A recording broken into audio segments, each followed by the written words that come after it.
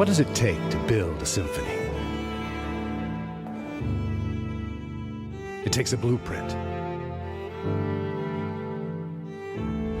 4 movements that will dictate key, tempo, and the arrangement of musical notes that will create harmonies, melodies.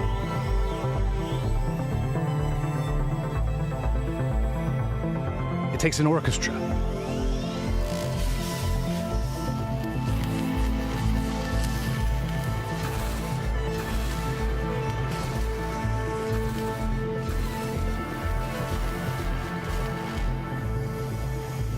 Master technicians of their craft, working in perfect unity to transform notes into sound and those sounds into an experience.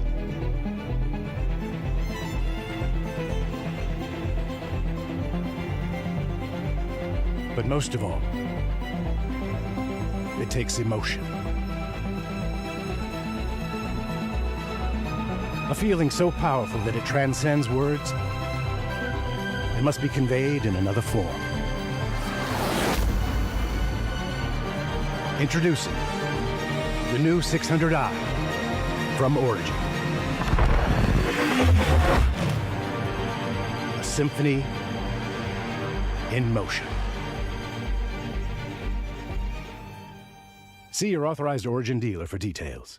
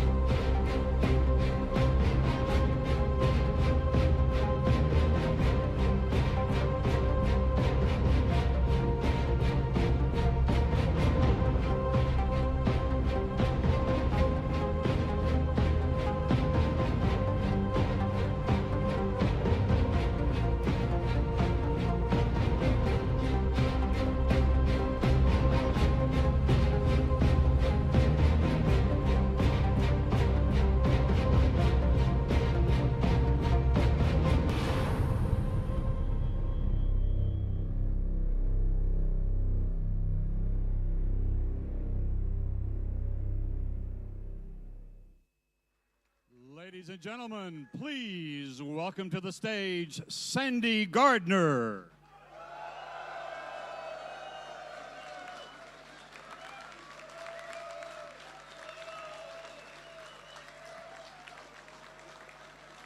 Guten Abend zusammen.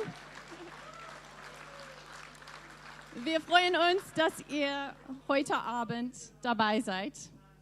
Now I'm going to continue in English because I feel like all you Germans speak English better than I speak German. So, good evening, everybody. Thank you, everybody, for joining us here personally tonight, and also to all of you online, including our CIG staff. I just want to send our quick thoughts across to our Austin, Texas office, and also to the Hall of Texas, as there is supposed to be a Category 3 rolling in there. So our thoughts are with you. Moving on. As you may or may not know, Germany is our second largest audience outside of the US, and it continues to be.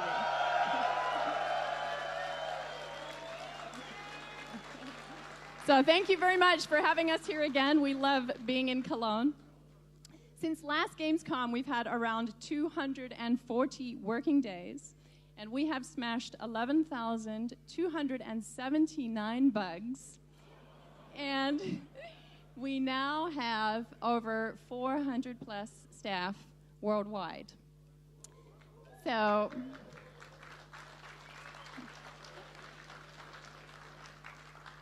on behalf of all of our staff, I'd like to say how grateful that we are for your continued support, as none of this would be possible without all of you. And you definitely are a great motivator in more ways than one, sometimes slightly negative, but mostly positive. Mostly positive, yes.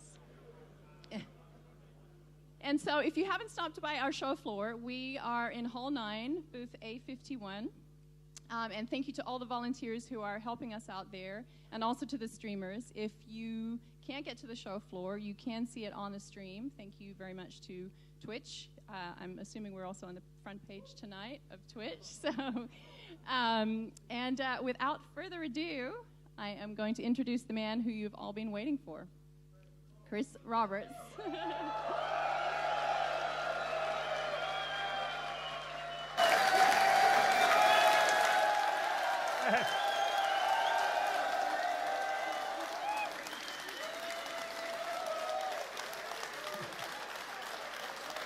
Good to see you guys tonight. Are we having fun? Yeah.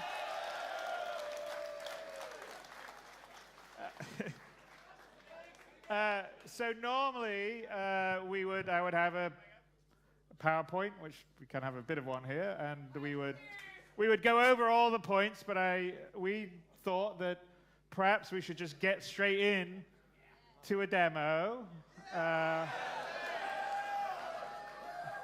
and show you a combination of things. So first off, this is what we're going to show you is our 3.0 build, and we're going to show you some parts of 3.0 now that it's all pulled together as opposed to what we showed a year ago.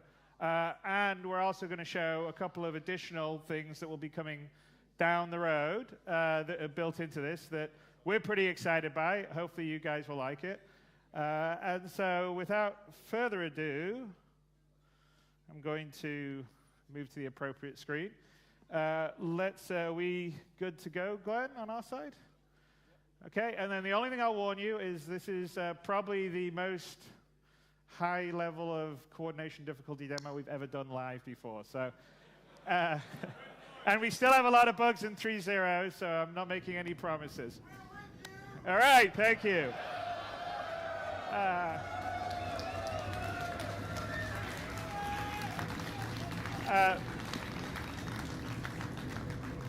So as I mentioned, we're showing you a snapshot of 3.0 that you guys will be getting your hands on in the very near future as soon as we get rid of the remaining bugs. In 3.0, we now have, can I bring the music down a bit on this at the moment? So in 3.0, we now have 3 different moons. So we've got Delmar, Daymar, Selen, and Yella. And in addition to that, we have the asteroid of Delamar, which has the Levski landing zone on, and it's the first full implemented landing zone that we're having in the PU, and it's much more built out than it was previously. And with 3.0, we have proper persistence, which means that your character state is retained, your ship state is retained, your items state is retained. So if your ship's shot up and you leave the game and come back, it will still be shot up. Also, your location is important, so if you leave a ship on a moon, it will still be there when you come back, or maybe not if someone else has stolen it, but it certainly won't just respawn back in your hangar. So, and the sort of 3 major save points currently in the 3.0 build are Port Olisar, Levski, and Grim Hex. So we're going to start here in Levski. Glenn here is in his easy hap. Let's get out of bed, Glenn.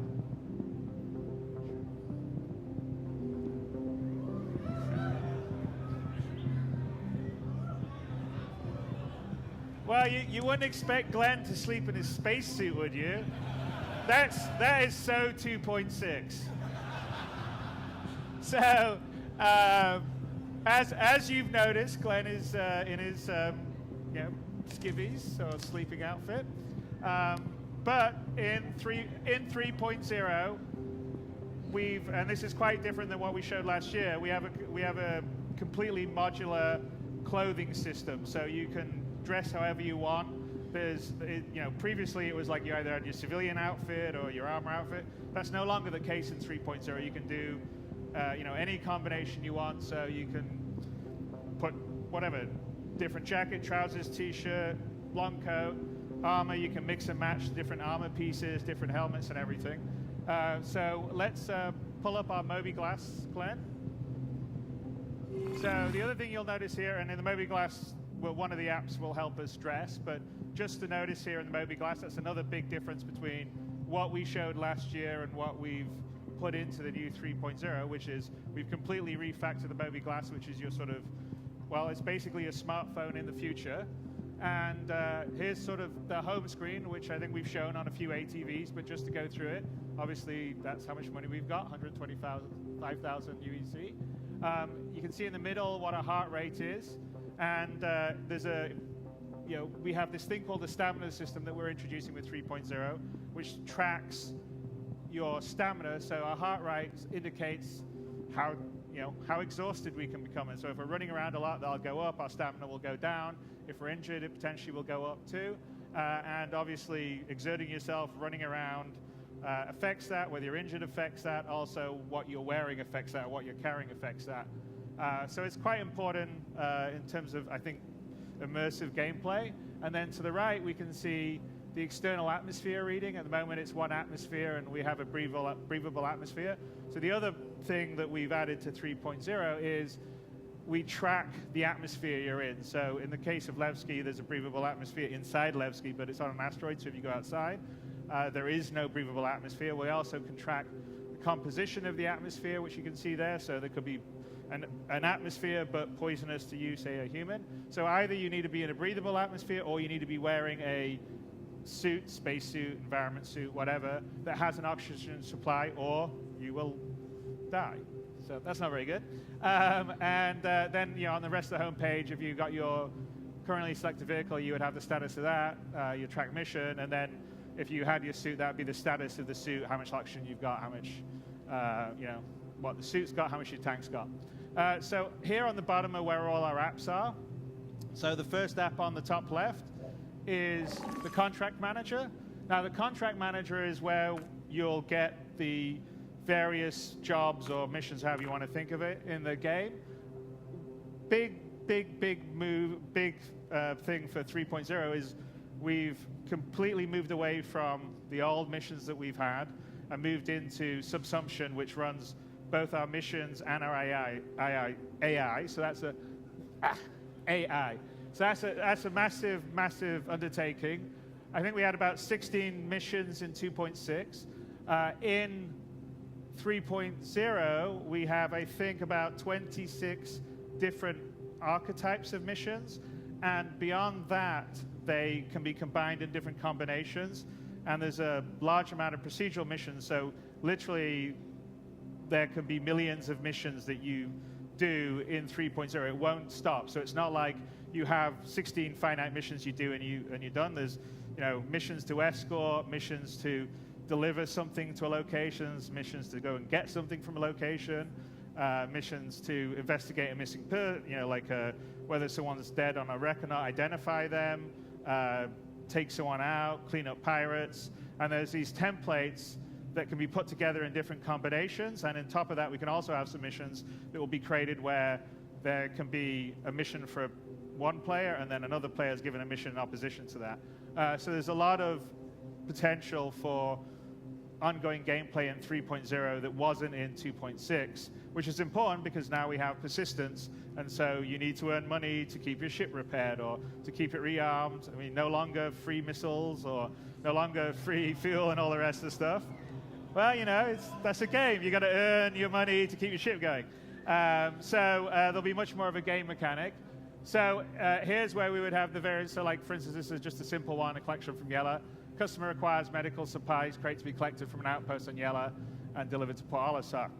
So between this and between trading, where you can buy commodities in one location, take it to another and sell it, there's a whole sort of beginning of a dynamic economy that we can run. So besides the various jobs that we can select here, there can also be offers that we're getting from individuals. And by the way, in 3.0, it'll just be from the game and NPCs. But going forward, players will be able to also put missions up here and give off, basically make offers to other players. So let's see if we got any offers. So here we have, there's a job opportunity and Eckhart Security, if everyone remembers Miles Eckhart from last year. So he is one of the 2 mission givers in 3.0. And he says, another job's popped up, thought you'd be a good fit, so we probably should go and talk to him about it. So we will accept that. And then if we have a mission that we've fully accepted, because we just accepted the offer to talk about it, we would have the accepted, and then also the history of missions we've done in the past. Then the other sort of tabs we have is there's one for our sort of repair, restock, refuel stuff if we were at a Cryastro station, or you can also do that in locations like Levski or Port Olisar. Over here, the next tab will be the vehicle works. It's currently called Live Works IR, but this is, you'll be able to modify and change out equipment on your ship very much like you can in the Arena Commander app at the moment. We also have a journal, although we haven't really done anything at the moment. Glenn is just beginning. And then we have comms, which we'll show you in a little bit. And Star Map, which we'll show in a bit. And we'll go to the Player Manager app right here, which is how we sort of organize our dressing. So we're in the skivvies. This is why we went to the Moby Glass in the first place. So let's put on some trousers and some boots and maybe a jacket. There we go. Looking very fashionable to go outside. And, in 3.0, there's actually quite a lot of clothes that we've added for people to dress and customize themselves how they want. All right, Glenn, let's turn around. And one other sort of major interface feature that we've done, which we talked a little bit about in ATV, is what we call the player interaction mode. And if any of you guys have been down on the show floor and played a little bit there, I think you started to use it. But it's everywhere. It's our unified way of interacting. So you hit F, and you move the mouse around. Anything you can interact with will be highlighted. The action will have an inner thought. Potentially there will be more than one action. And it's how you press buttons, open doors, pick up an item, interact with your cockpit. So you no longer have to remember all these shortcuts. So when you're in your cockpit, there are physical buttons to do everything like deploy landing gear, open the canopy, all the rest. So of course there still will be the shortcuts, but for a new user experience, I think it's much more friendly. So here we are outside our Easy Hab. And one other small feature that we've added, which is, well, there you go. Movement. Use mouse wheel, up mouse to increase the speed. So we can control our movement speed with the mouse wheel, which, in a PC FPS game, normally WASD, you're either running or you're not running. So this sort of allows us to control our speed. So if we're in a social situation, we don't want to be running around, say, inside a bar. But when we want to get somewhere fast, like get to the bar, yes, we may want to run. And you also notice the hint system that came in. So the hint system is something else we've added to 3.0 to make the experience much more friendly for new players. We're hoping there'll be quite a few new people in 3.0. And here, so we're in Levski. We obviously saw this last year, but what we didn't see last year is AI moving around, doing things, in that case, sitting down. I think if we look, yep, he's checking his Moby Glass. Maybe there's a maintenance guy doing some work somewhere. I guess not now. That's the nature of AI running around. There's about 200 AI running around Levski at the moment. And it's the beginning of subsumption. Subsumption AI is what we're using in Squadron 42, and we'll be using in the PU. It's very much a Sims-type AI, so people have schedules. They go to sleep, they get up in the morning, they go to work, they go get lunch. etc., etc. All right, so let's go down. I guess if we follow him, we'll see he'll probably... maybe he's going to use the... No, he's going to check it out. He's going to get his little thing out, and he's going to do some work on it. There you go. All right, let's go down to Café Musan. So in 3.0, there is sort of basic AI moving around, doing things, shopkeepers, bartender, mission givers, but it's just the beginning of what we're putting on, and it's going to be much more fluid and more sophisticated as we go down. Again, we use the user interaction mode for everyone.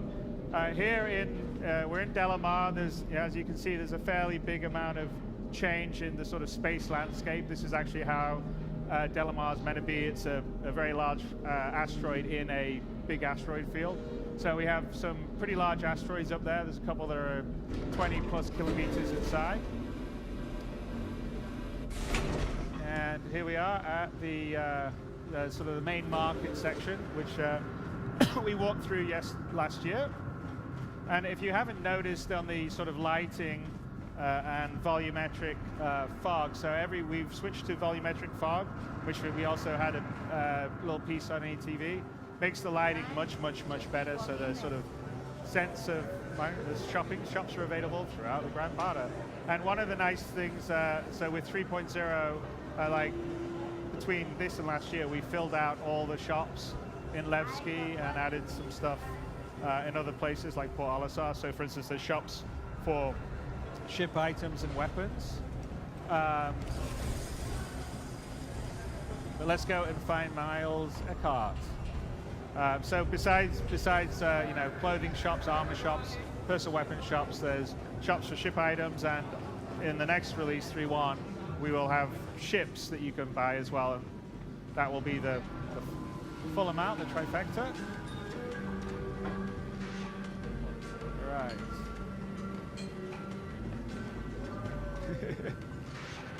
All right. Well, we're gonna switch to Glenn's partner to find Miles, because Miles seems to be missing for us. Glenn, are you down here? There he is. Hey, Glenn.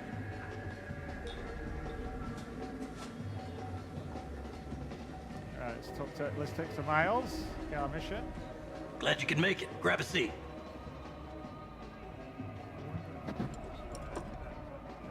From time to time, jobs find their way to me that aren't orthodox requests. That's a better way to say that, but let's just say they aren't the kind of ops you can give to just anyone. They require a very specific type of person. Now, mutual friends have told me that you might be one of those precious few who are capable of completing a contract without question. If I'm wrong, we can leave it at that. Enjoy a drink in my spectacular company for a few minutes, and we'll part ways with the understanding that this meeting never happened. If I'm right, I might just have a gig that I could use you for. So again, user, the player interaction mode's used for this again. So we can either be interested or not, but we're interested, obviously. Otherwise, Give you some backstory here. One of the many services Eckhart Security provides is as independent investigators. Sometimes that means extracting black box data, pulling data pads from wrecks, or even looking for missing persons. Different day, different job. That's what my dad always said. Sending you the details. All right, so he's going to send us details. Let's check out what the mission is. Retrieve black box. So here's the mission. A government witness has been transported across the system to testify in the trial of major syndicate boss. When the transport was shot down, the lawyers want to prove that they were targeted by syndicate assassins.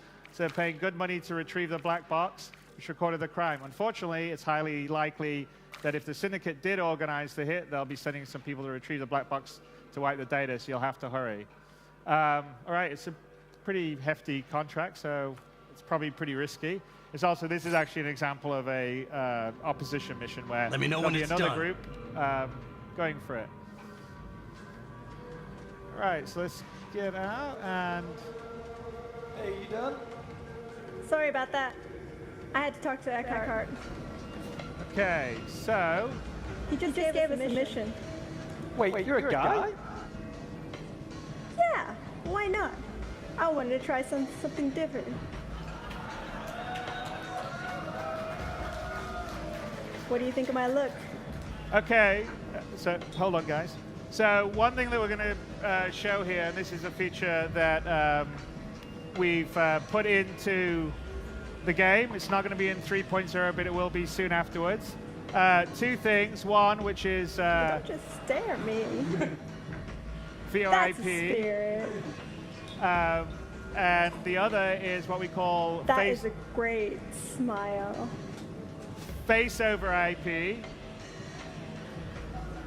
So hold up, guys. Anyway, so we have this mission we got to do. We have to get a black box. Hey, guys, just pause for a second, please. Are you hearing me or not? All right, so hang on a sec. We'll just hang on. Guys, can you pause? Just pause for a second. Hold. Pause for a second. Okay, so sorry, we got to coordinate because we have Melissa who's down in the basement as another player, and we have Glenn here. So, but we have what we call face over IP, which is a combination of diegetic voice over VoIP. So wherever we say, like, Melissa, can you back away talking, please?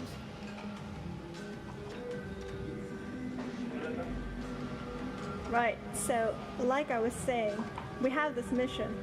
We got to get a black box. It's from Damar. It shouldn't take too long, and I know the perfect pilot for it.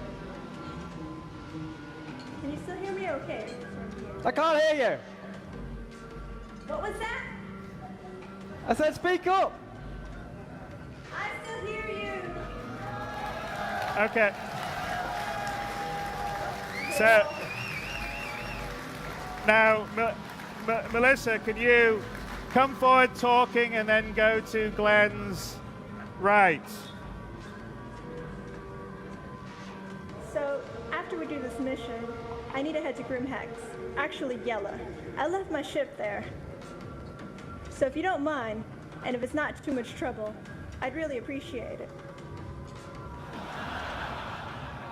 So if you notice there, so the voice is fully diegetic. It's Shouldn't in take the too long, especially because John's a really good pilot. Okay, all He right. can get us anywhere. All right, back to in front of Glenn, Melissa, and give me a second before we go to the next stage.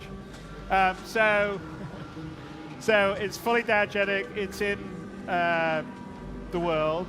If it's to the left, it's the, you hear the voice to the left. If it's to the right, you hear the voice to the right. Or if you actually had 3D sound, you would hear it behind you.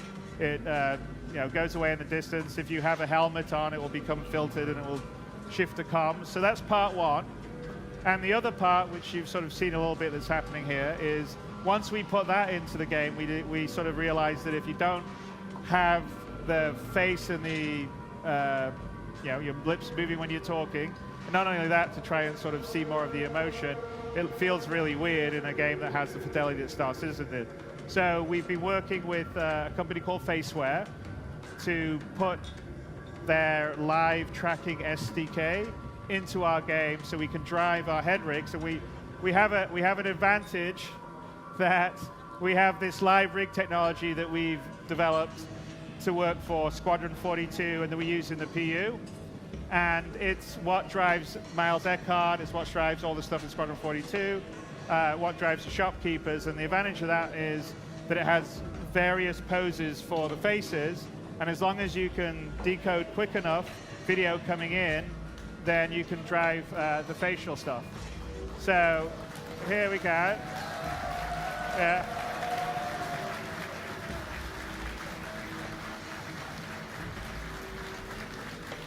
And Melissa, do you want to pull up your debug window so they can just see it tracking on your screen? There we go. So if you can see, there's Melissa down in the basement. And and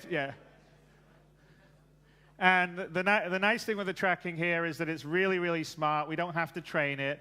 It will recognize your face, and you just have to do one calibration looking at the center. It works with it works with standard webcams, and if you have a better webcam, it will work even better. So these ones are ones we'll tell you about in a little bit.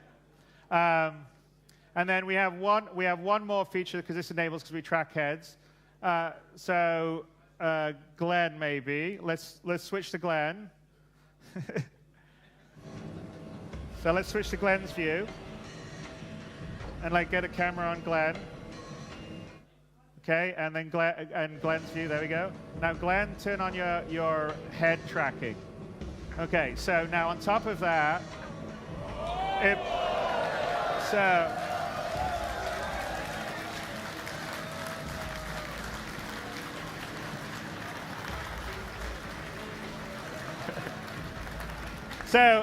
So it's essentially has the track AR functionality because we track the head as well, and it's quite useful, say, when you're in a cockpit looking around for situational awareness, and also, honestly, in these sort of situations, if you want to nod your head without having to move the mouse, it's pretty good.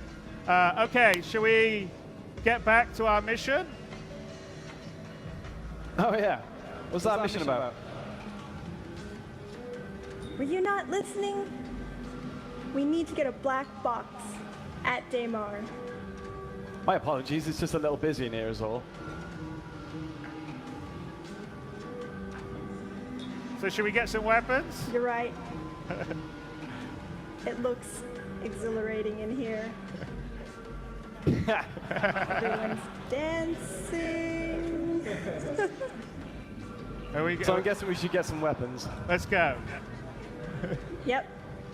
Lead the way. Specifically, the railgun. Let's go. Dang, you want to blow some things up, don't you? Oh yeah. And so, I mean, the idea, I mean, yeah, we're doing our silly QA banner here, but the idea is when this feature's in, you and your friends can be running around talking to each other in the universe, which I think will help because it's much better to talk rather than type in a chat window. Oh my God, and because it's in the universe, you can hail people nearby, you can talk to people. So yes, you can use TeamSpeak or Discord or Mumble or something like that, but it won't be diegetic, and it also won't allow you to sort of talk to someone you meet in a bar or have all the channels set up diegetically for our game and universe. So. Right, so here's an example of one of the additional shops in Levski. Just up here. Yes, like that. And if you notice, here's one other thing, is you can actually see in multiplayer everyone using their Mobi glass. So if she purchases whatever she's looking at, Melissa, this is over there. You got it? Okay, I'm going to have a look at the back, see if there's another. I'm gonna get me some ammo. You do that. Wow. You know it means business when it has a skull on it. Yep. It's pure evil, which is perfect. Over there. There's a few more items that check our section selection. You're scary. You finished back there? Yep. Got some other stuff too.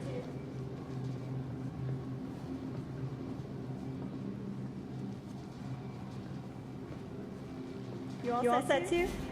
Oh yeah. We just got a few new items. Great. Let's so go. make sure to check them out. Nah, I'm good.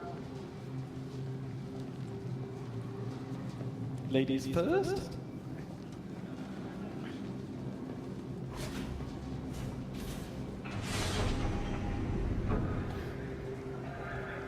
Okay, so if we're going over to Daymar, we're going to need a pilot. Yep. I already told you. John. Who's he again? He's a guy I used to do some missions with back in the day. He has a constellation. The Aquila specifically. can transport these things really easily. So, what are we doing? We need to get some ship items. Dumper's Depot. If you don't mind anyway. Can't he buy it John's himself? not expecting us for a little while. Hi. Let me know if there's anything I can help you with. What was that, Glenn? Sorry, I cut you off. Oh no, I was just listening to the woman. Oh, don't talk to them. They just try to sell you things. So anyway, so this, Dumpers Depot is on Levski. There'll be several other shops in 3.0 where you can buy various things like shield generators, coolers, power plants, and certain ones to upgrade your ships to make them better, because we have different grades of equipment with item 2.0. And you'll be able to buy ship weapons, and also at the various admin desks, Glenn, there's commodity kiosks and ignoring stuff. me? We just got a few new items in, so make sure to check them out. All right, should we go? Well, Anyway. yeah, we should probably go. Yeah, you're just wasting time here. I'm already Man, done. you have no patience. Patience? What is that? Exactly. Move it, you. You know, by saying that, it's a bit hypocritical, don't you think?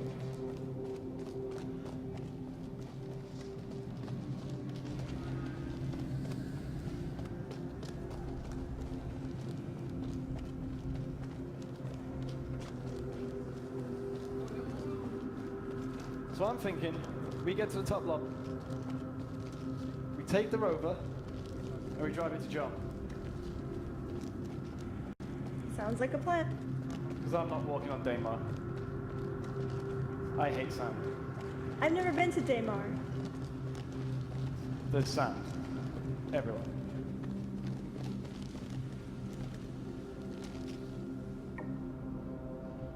So I've heard. Do you think there will be a sandworm there? Not another word. That would be awesome. What's with you in danger?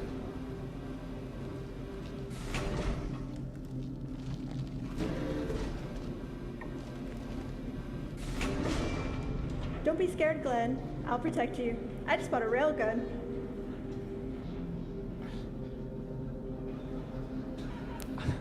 I don't doubt you.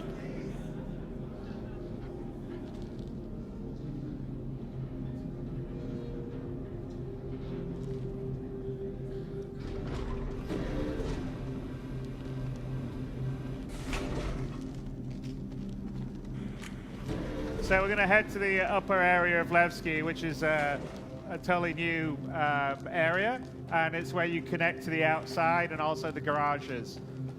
So we just got to go up one more level. It's there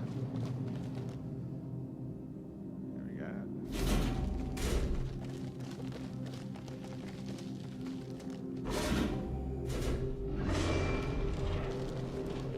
Nice jacket, by the way. Oh, thanks. Okay, so here we are on the very upper level. All right. So I will get into my suit, and you spawn the rover. Yeah, no worries. So Glenn's going to go up to the vehicle valet station, and this is where you summon your vehicles. So in this case, a rover to the garage. But if you had a ship, it would be to the hangar or the landing pads. And this works in concert with the air traffic control system, the ATC system, that is also new to 3.0, because now there'll be lots of players and landing zones. We don't want people to just hog a landing pad and ruin it for everyone else. So you have to request a landing spot. You get given it. You've got to land in it within a certain period of time.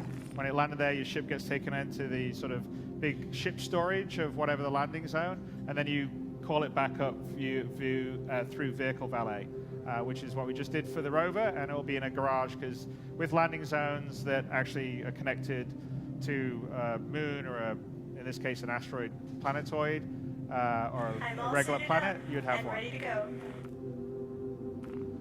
So here we are. We're getting dressed up. So outside of Levski and Delamar, there is absolutely no atmosphere, so we better put a spacesuit on.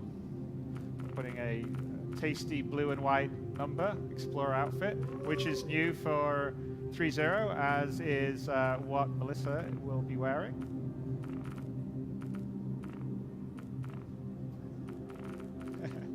Well, he's got a helmet on, but and also you'll be able you'll be able to save out your predefined loadout. So you know, whatever you want to call it, your Sunday best. But he's looking quite dapper there. And clear.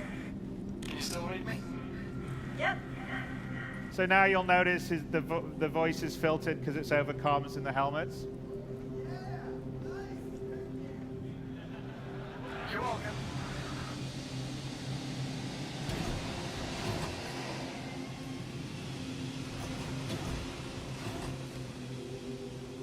I wanted to do it.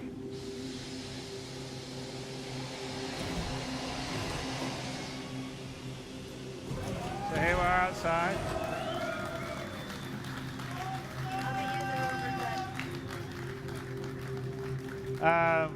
You see all that little AI wandering around here. What's happening? So let's go out. The garages are to the right. We can see Melissa's actually getting into one of the rovers. But let's just take a look. So we're outside in this massive asteroid field, which is really quite great. So we've done a fair amount on the space landscaping in 3.0. So one other thing, Glenn, do you want to pull up your Moby? Look at the atmosphere out here. Glenn doesn't like it when I do that because this can be quite risky. He's died a few times when we did the run-throughs for the press. So as you can see, there's zero atmosphere out there. So we'll just go to take his helmet off. Okay, we'll wait a sec. Save changes. Quit. Okay. Not yet. Not yet. Okay, do it. Save it. All right, if I left that a bit too long, we've done it and Glenn's died. And then he has to respawn and come all the way down, which makes it a bit slower. But rest assured, if you let it off longer, then he would have asphyxiated.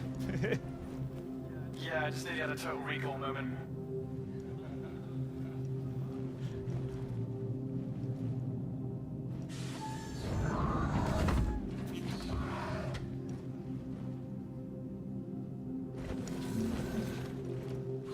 You all strapped in? Yep. Let me just give John a call. Looking good. For a dude. Thanks.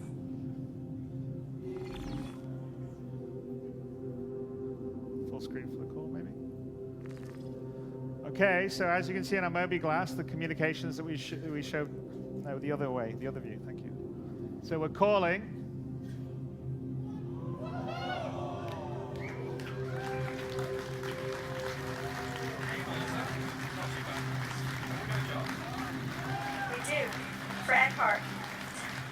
That guy is so lazy. This should be interesting then. Yep. We're at Levski. Are you nearby? Yeah, I'm just pulling into Levski now. I'll meet you at the landing pad. In fact, we can pull up the where he is in the constellation, Paul, maybe? Too late, but pull him up. So anyway, we can video. This is we showed the secondary viewport and render the texture stuff. So that's an example of it. We opened up a comm channel to another player flying in his constellation over Delmar and talk to him face to face, which is the reason why we were doing a lot of this secondary viewport stuff, to have video comms between players in different ships, different locations, as well as the holographic stuff that we showed. So let's go meet John. And as you can see, Delamar's had a lot of work. The team in Germany, the environment team's really been working hard on it. It also uses all the most recent technology improvements we've done for the planetary tech. So in any one of these views, there'll be about 100,000 interest objects. So small rocks, big rocks, whatever you call them stalagmites going up. I can never remember. I think it is stalagmites going up. But you know, obviously, if we were on something that was a little less arid, you know, it would be different kinds of ecosystems. Let's say you have forests or Nearly hit a rock.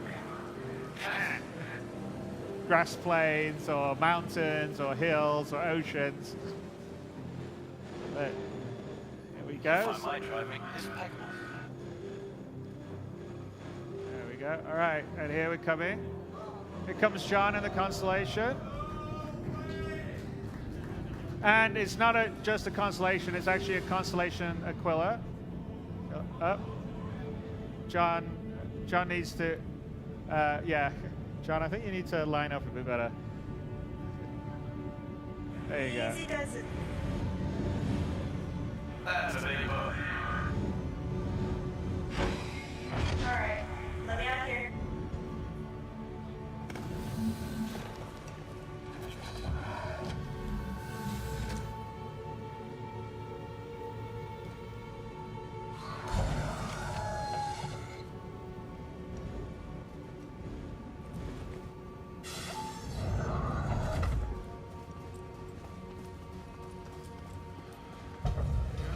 Maybe switch to, there you go. So here's John lowering the cargo bay for us. All right, Glenn, nice and easy.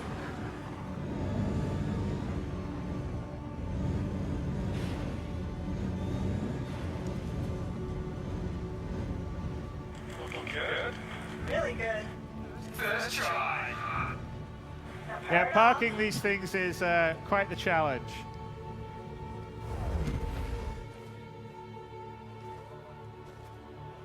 A little too far forward? You might be. Just a tiny bit. You want John's view picture-in-picture, don't you, Paul?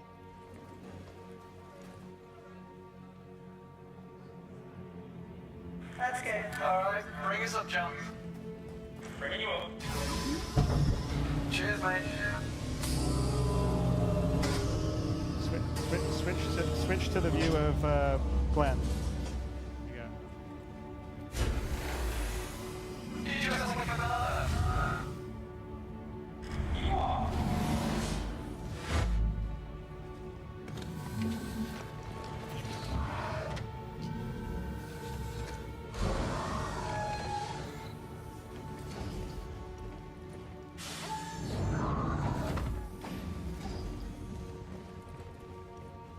Hey, John.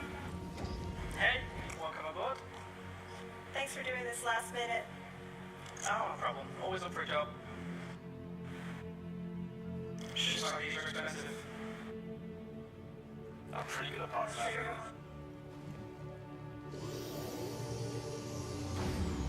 Why do I get the feeling Glenn is back there admiring his parking job? Probably. It wasn't 100% perfect. Hey.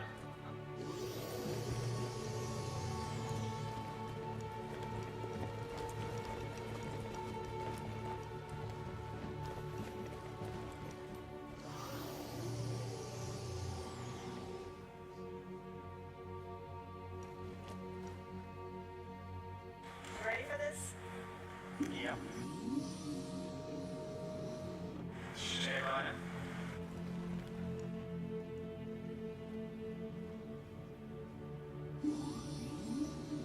Always lagging behind. Right. All right, let's take off, guys.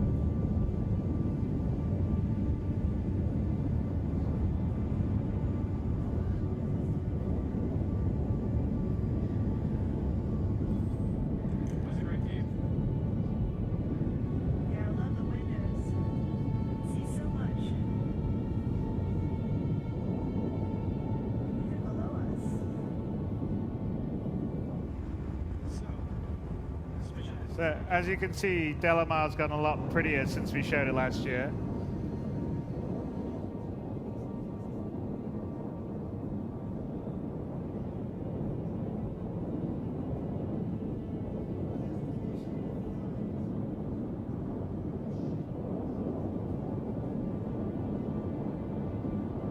You get a bit more of a view of like the craters and stuff on the other side. It's just let's see a bit.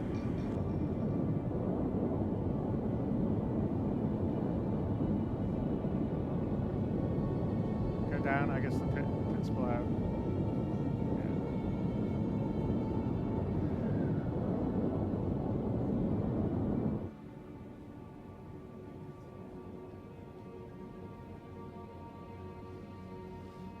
So Delamar is probably one of the smallest of the planetoids we have. It's probably about, I think it's about maybe 200 kilometers in diameter.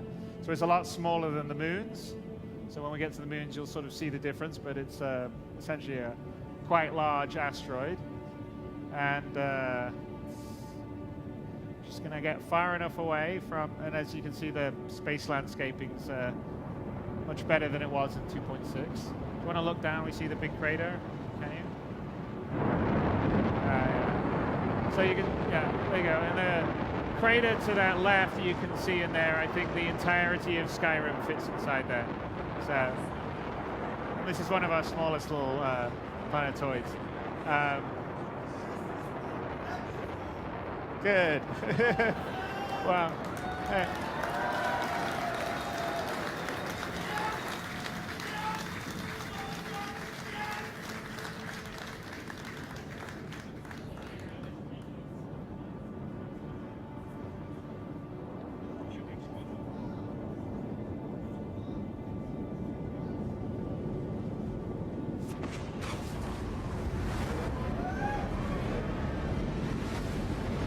Now we're heading to Daymar.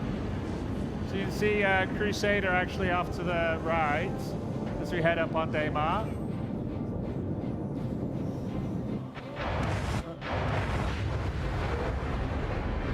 Oh, that's a bug.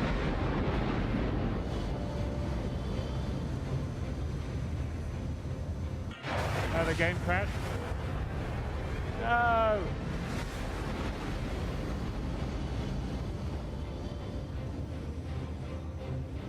Oh, John's machine crash, yeah. All right, sorry guys, the pilot's machine crashed, which is why it disappeared in the middle of the jump. Can you take over the pilot seat?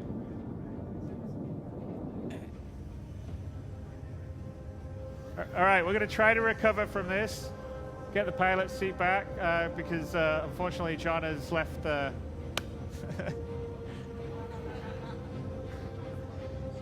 Do you need a flight, power it off and power it back on to get it going?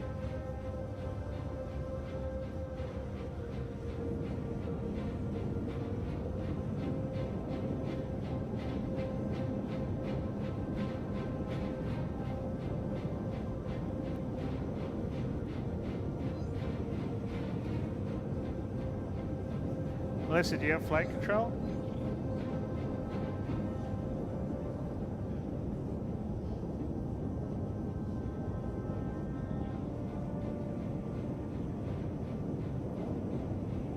Can we power it off or not?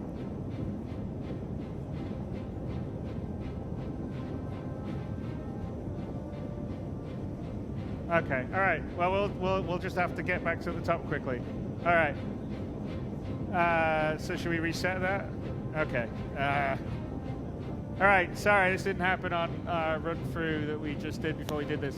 We're going to reset because we lost player 3 and we can't get control of the Connie. So everything else is running. The server's running, but player 3 lost, and we can't recycle the power on the constellation unless you've tried it. Can you try? Are we trying this one more time, or are we just going to reset it?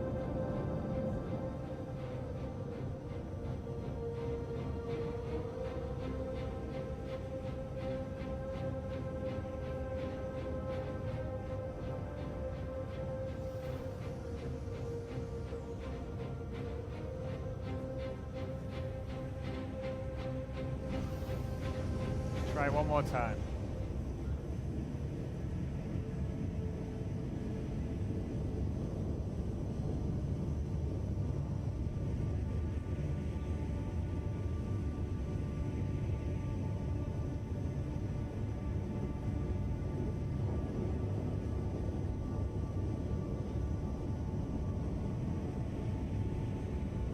Or should we just do it from the? Should we just get back to this point really quickly? No, I'm just saying we should get back to the point and get here and just don't do all the shopping and stuff. Just accept from Miles I can't run up here and do it. Just bypass the stuff quickly. Do you want to do that?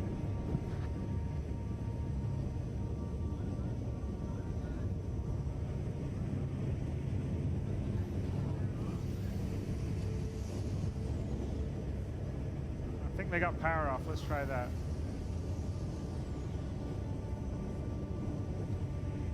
No, just try this again. They got power off. Try it again. They put power off.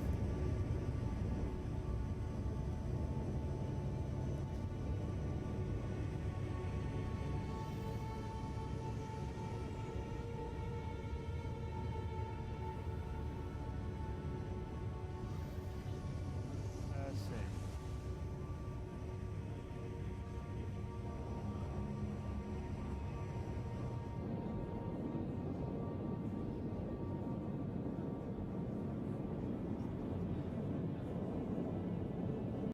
Okay, let's roll it from the start.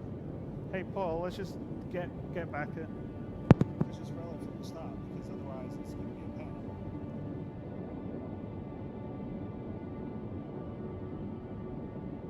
We're going to restart because we lost player 3, and when we lost him, we couldn't get control back of the colors. So you're going to get to do it again. We're going to get to do it again, but this time we won't have as much banter, and we'll get back to this point.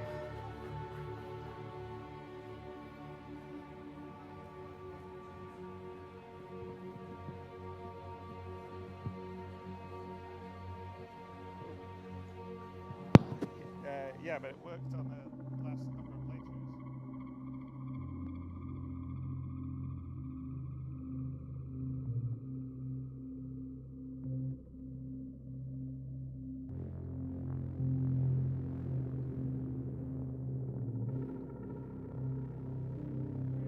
Reconnected.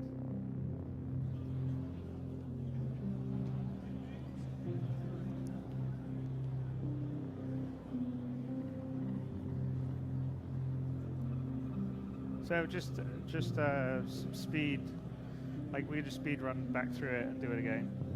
Just going straight to the top. We're not going to go to Tsar. Have you got the weapons? Do you need to buy the weapons or not? Well, you don't really. Well, you can just get.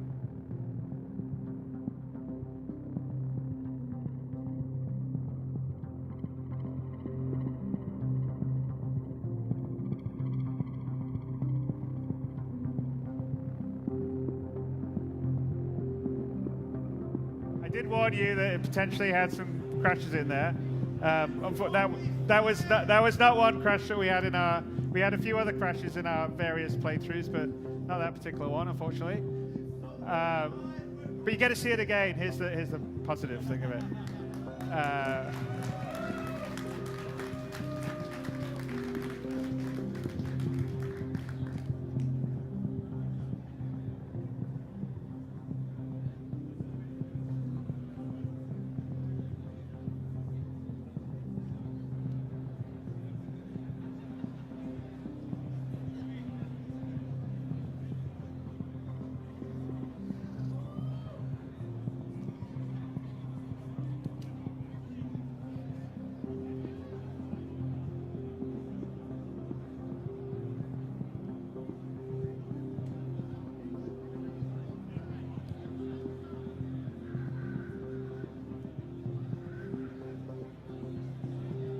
Hey, do not show the loading screen, by the way.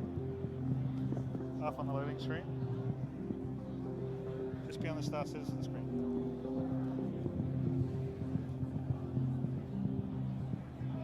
Is this focused on me? Yeah, I'm trying to tell me. Hey, Paul, please get off the loading screen.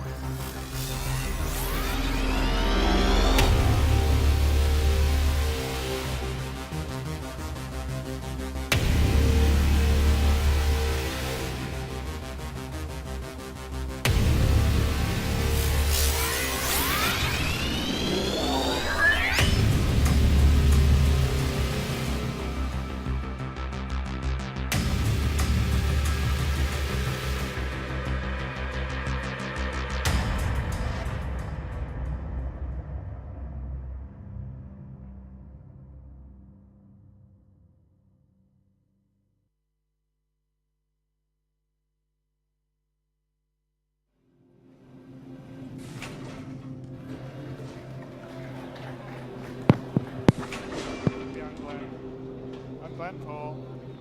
There you go.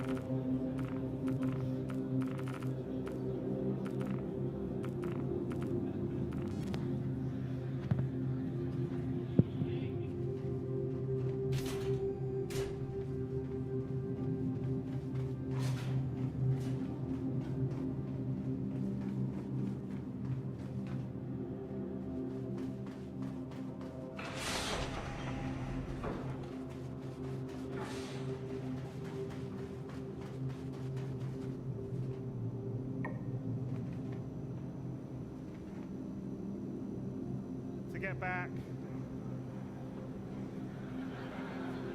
And I'm not going to do much talking. I'm going to let the pros do their work. So we got to go get our mission again.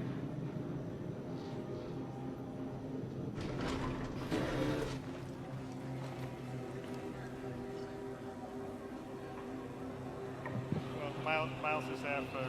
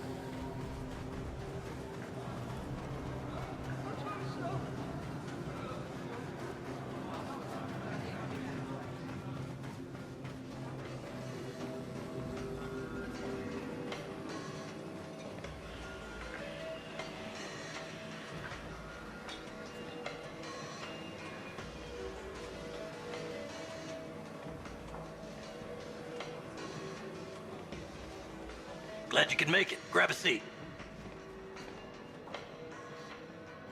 From time to time, jobs find their way to me that aren't orthodox requests. That's a better way to say that, but let's just say they aren't the kind of ops you can give to just anyone. They require a very specific type of person. Mutual friends have told me that you might be one of those precious few who are capable of completing a contract without question. If I'm wrong, we can leave it at that. Enjoy a drink in my spectacular company for a few minutes, and we'll part ways with the understanding that this meeting never happened. If I'm right, I might just have a gig that I could use you for.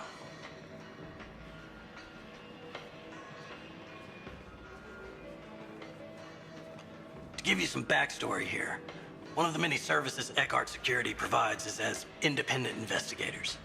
Sometimes that means extracting black box data, pulling data pads from wrecks, or even looking for missing persons. Different day, different job. That's what my dad always said. Sending you the details.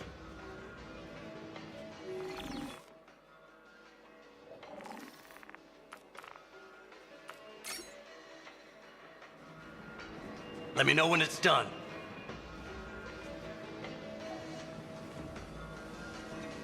Cheers, Miles. Glenn! Let's get us a railgun. Yes, let's go.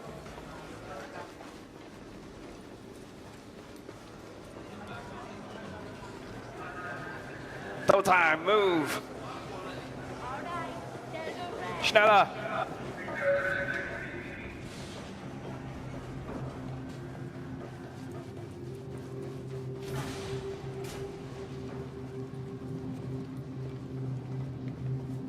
Hi, welcome.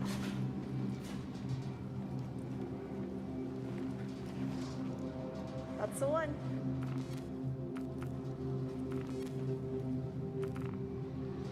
Yoink.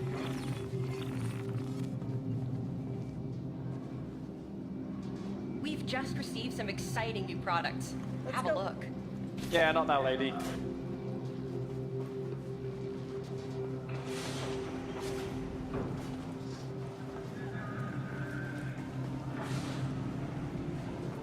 go, go.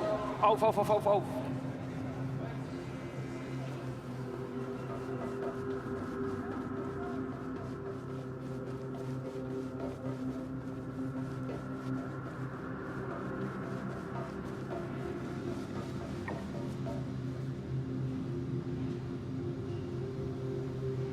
Right.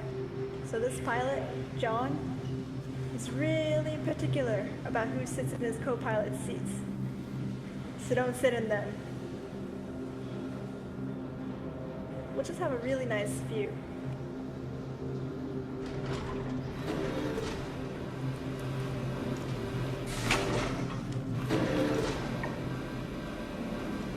No seatbelts, huh?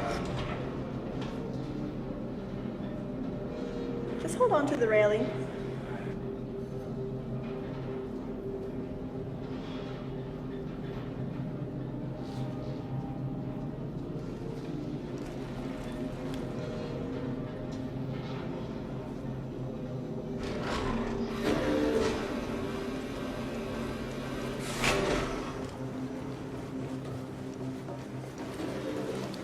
Right.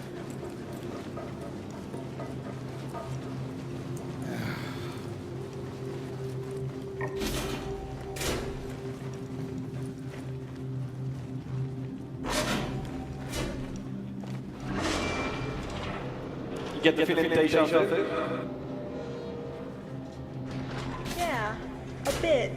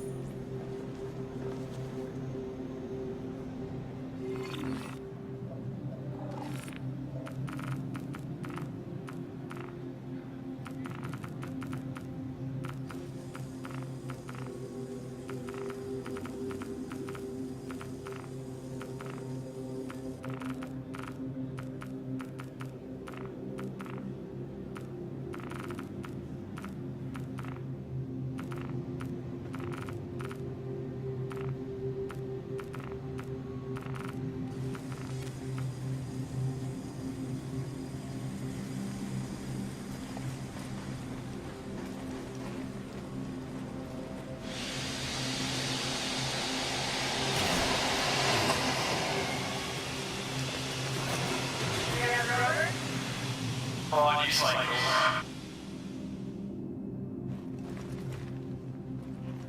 Too slow.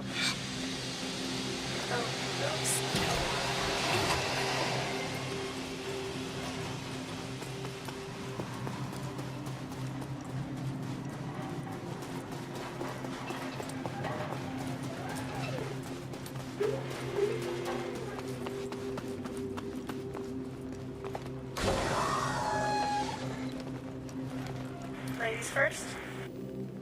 Alright,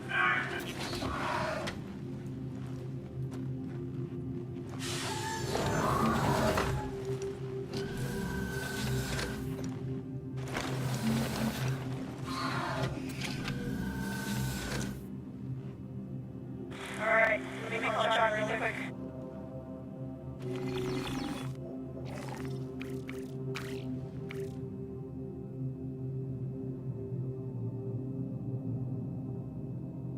Hello?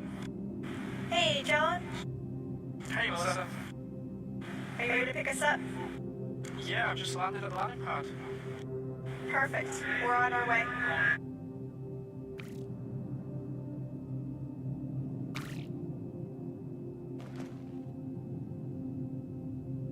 John's ready for us. Let's rock and roll.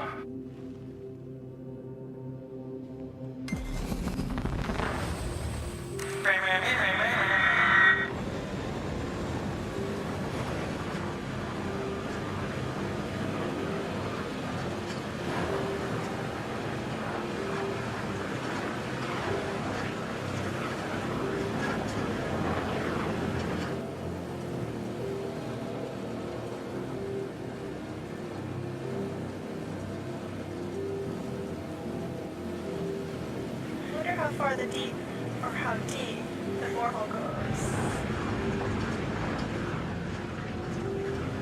I could chuck you down there. You would.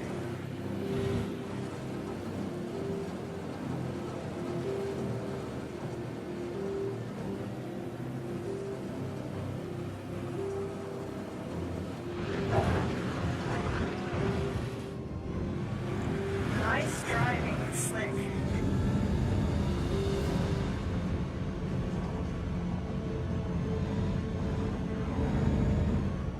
Let me out here.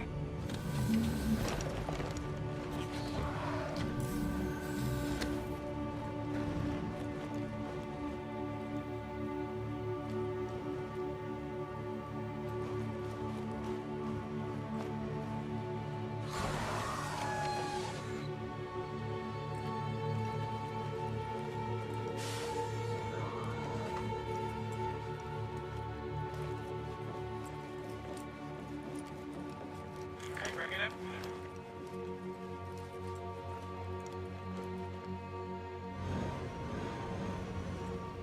Right. Yeah, looking good. Actually looks pretty good.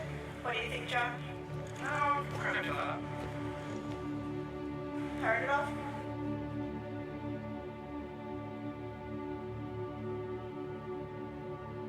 You can read me forward that alert.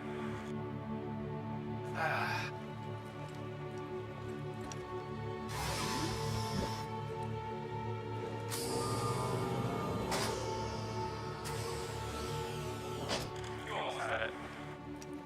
Bring me up, buddy. Okay, bring you up.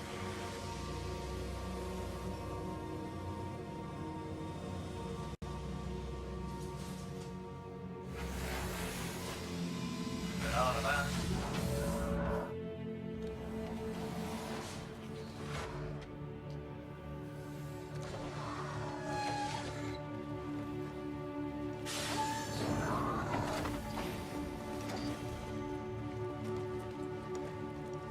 Hey, John. Hey, so, my ship's a bit, you know, it's taking some damage. Maybe don't sit in the seats, don't touch any buttons, and we'll be good.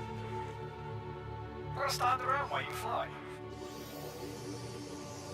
I mean, this is a comfortable ship. Make yourself at home. Just, you know. Sorry about that. Hey, hey. Touch the wall here.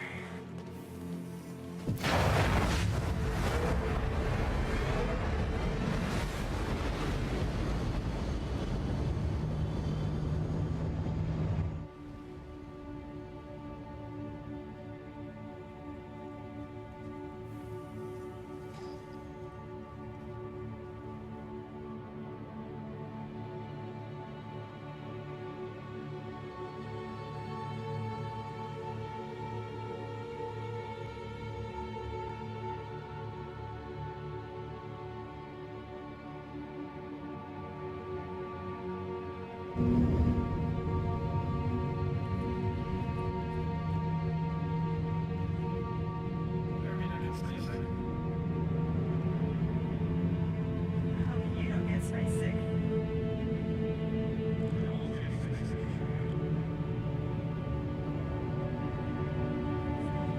John's confident. No pressure, John. No pressure, John. No pressure, John. It's okay. No pressure, John.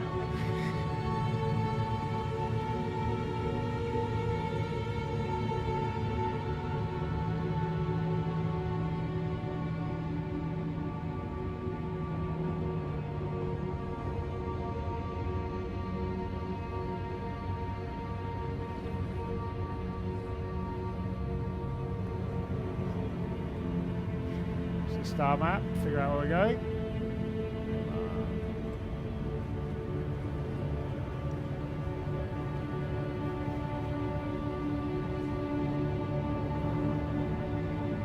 If you see in the view, you guys can see that's Crusader off to the right, and then we're going to the Caterpillar on Delamar, which is almost 1,000,000 kilometers away, 793,000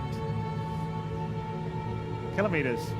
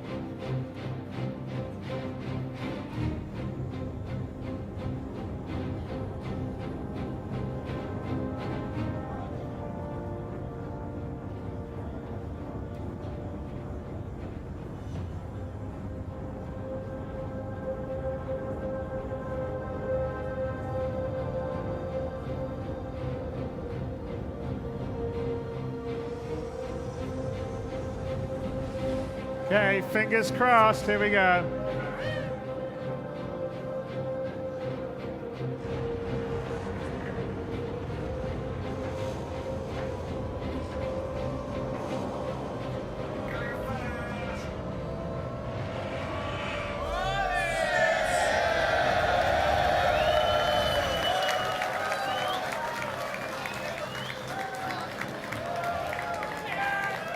All right, back in business.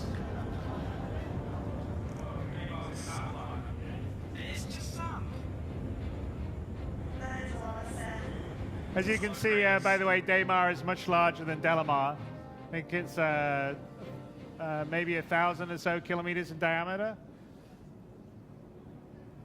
Good job, John. I owe you a beer. If this mission goes well, you owe me too.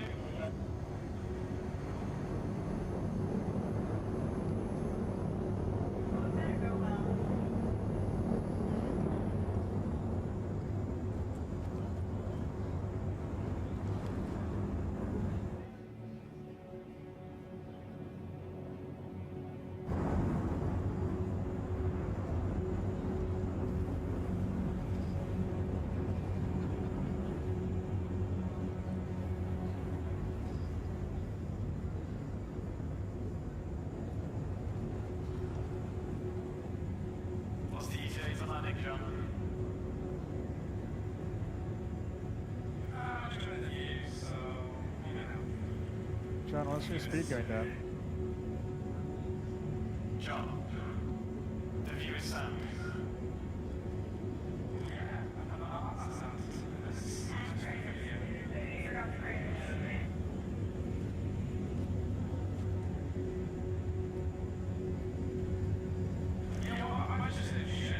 Okay, so what, just don't have brakes sit down until after they've jumped?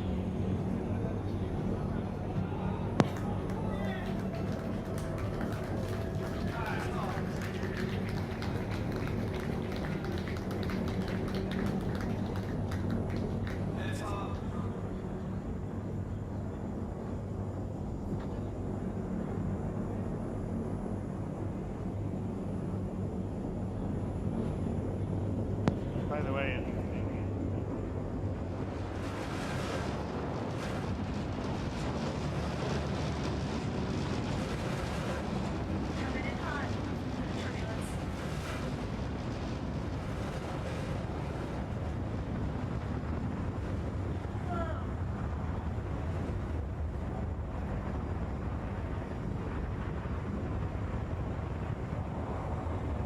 John, this is pretty fast, you know.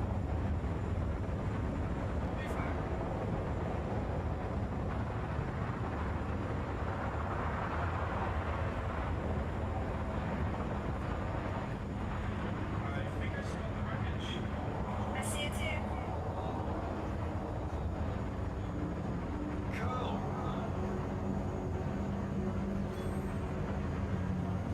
There's a few rocks around here. hey, couldn't see. Really? Try and find a flat area.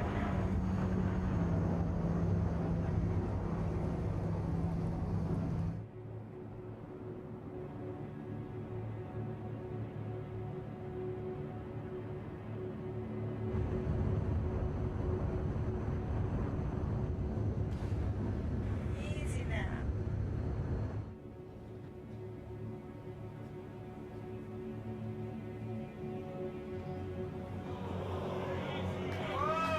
Steady on. It's a little rough, but we're in one piece.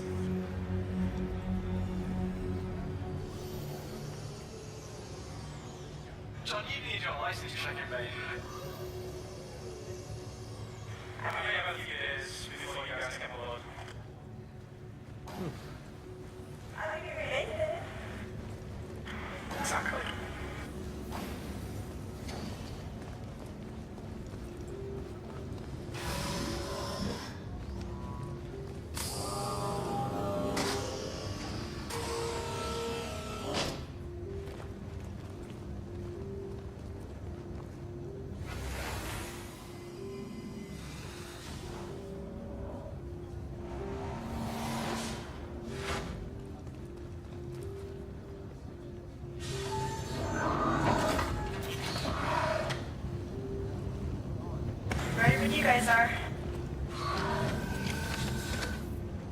Alright, Joe.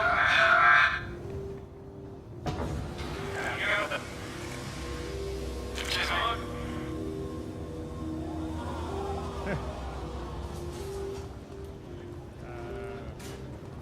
Oh, there it is. It's magic.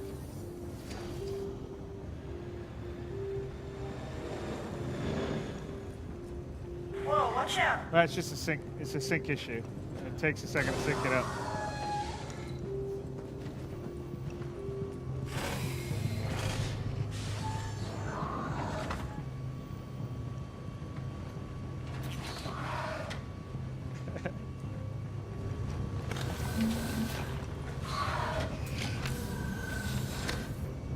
Okay. Ready? Ready. Let's do this. Sweet. It's behind us, by the way.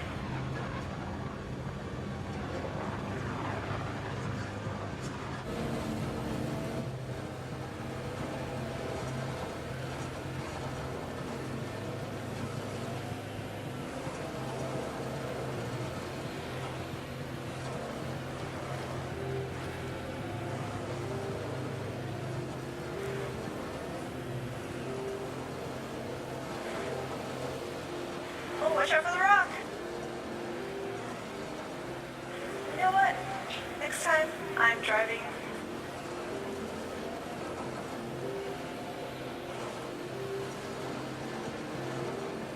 Still got that GoFundMe page. Alex Lee Rack in the distance We don't there. talk about that. Besides, I've been practicing. Okay, we don't need to speed run anymore, guys. Wanna get out first? So we don't need to speed run anymore. We're back where we were.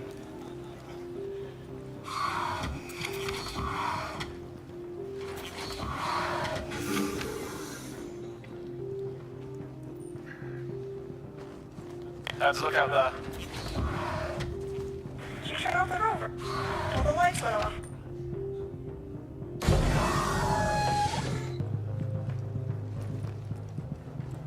I'm out now. Could have waited.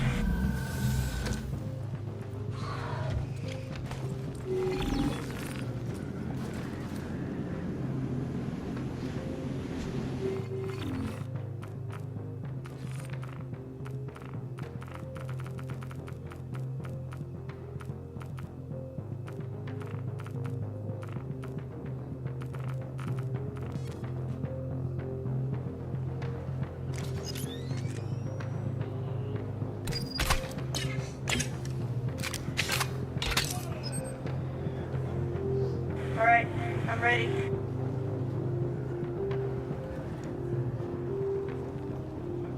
I'll scout ahead. Nice gun. Yeah, I need to get it repaired, but it still works. Okay, well, you take point. You got the weapons.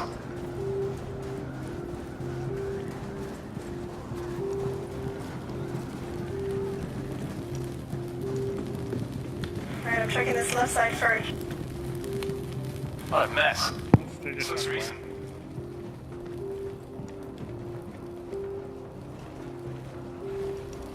Hey, listen. Yeah. Check over the bullets. Thanks, Mom. Okay, right on that.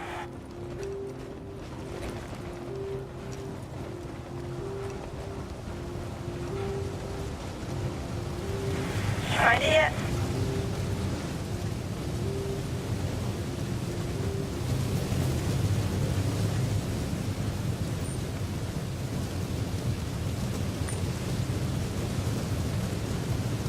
Can you see the point? Got some stairs here.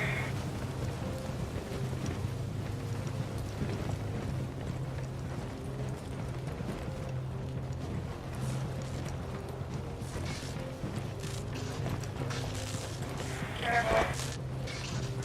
All the sparks everywhere.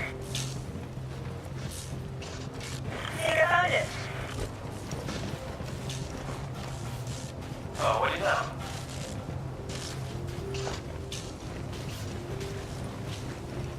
Sorry.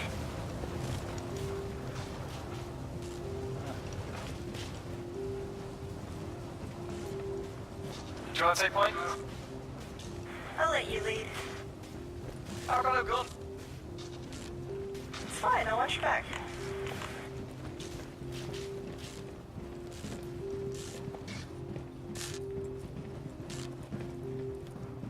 If I get shot in the back. It'll be an accident. They'll just respawn. Maybe.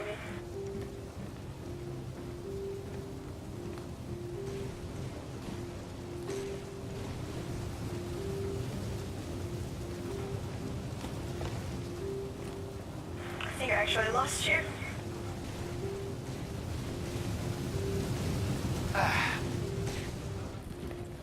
I found it.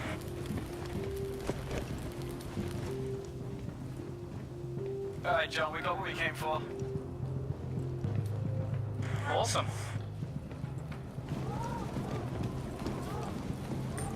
Nice and quiet out here. Alright. Get in the river. You go first. I'm driving this time. Yeah.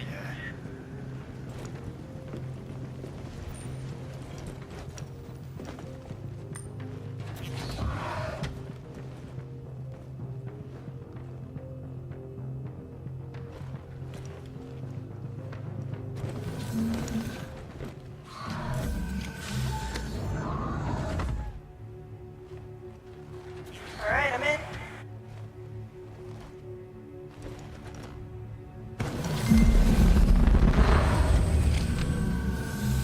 Don't forget to close the door. It's closed. Thanks. You're very welcome. Well, John. Just let me know we're on our way. Alright, John. We're on our way. Great. By the way, when the camera's on you, because you're looking off, you gotta remember, you're always front side. Hopefully. That wasn't so hard. I say on fire. Enemy ships under attack. Under attack.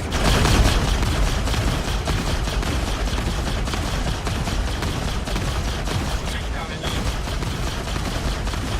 John, can you try taking up a little bit? Slow up the dash.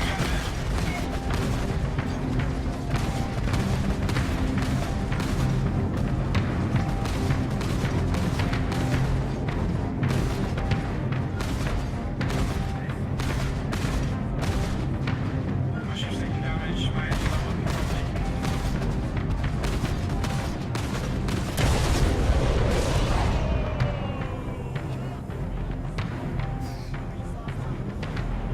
Oops. Alright, well, guess they lost their ride.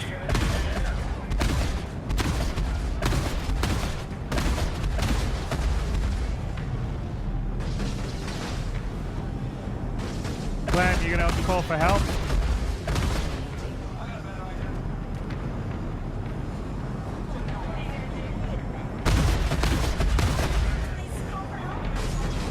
Well, I don't think I'd be on the Buccaneer because it's completely black inside.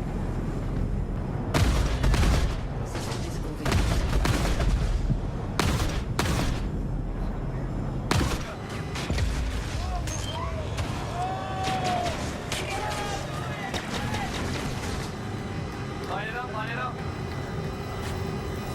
I don't have any visual.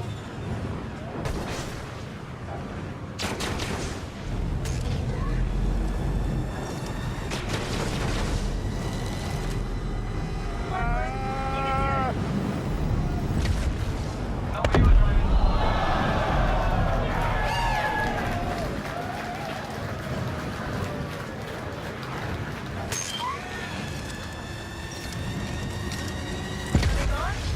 Have we called for help? That's a no.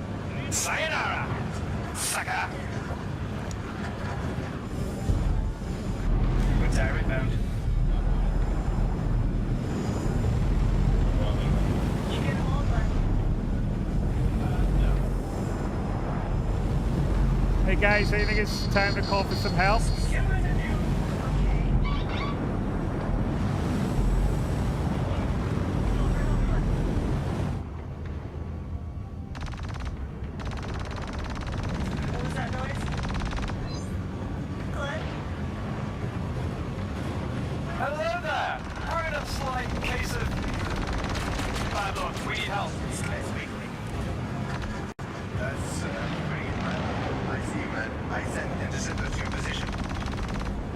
Yeah, see, Captain. Sectors engaged. Yeah, we're coming for you, man. Don't worry about it. Okay.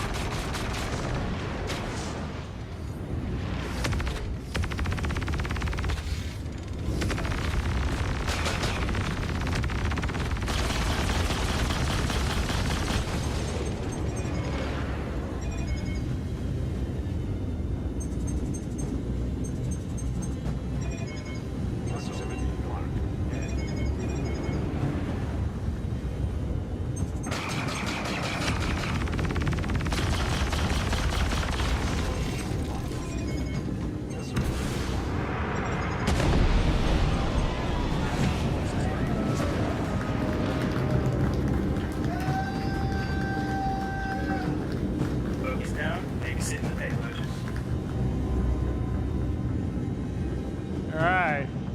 Okay. I hear you. Yeah, we're gonna set our ship down for landing. We're gonna load you in. Let's get clear of these rocks. Awesome. Just look at this guy. We're parking this. Yeah, it's a lucky Hey, Craig is really quiet on his comms. I don't know. Looks like we took some damage.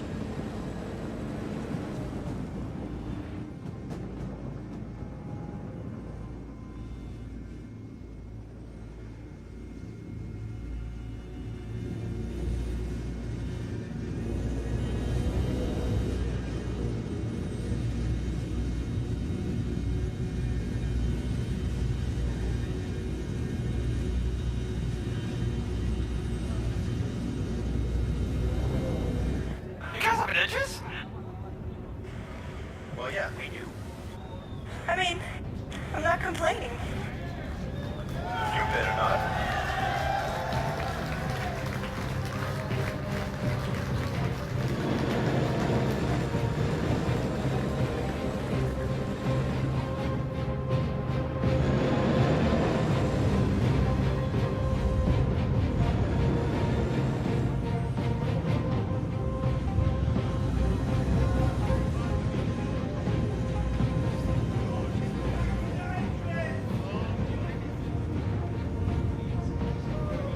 No, these are gladiators from the Idris, by the way. So, in order to shoot you.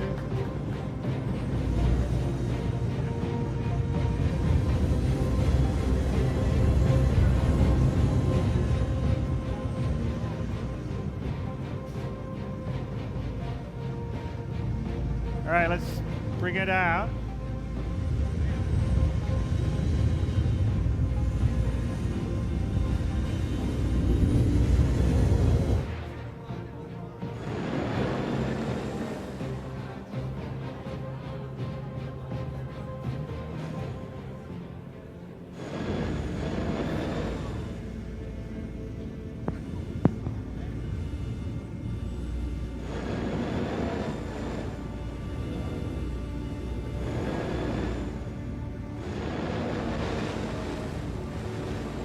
That's a huge ship.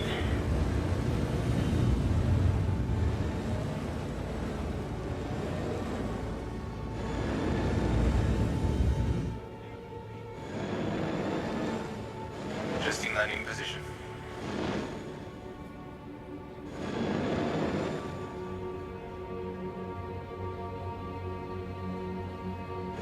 Hey, Melissa, What? let me out. I want to get up to that thing. Go on then. Just close the door. On your way out.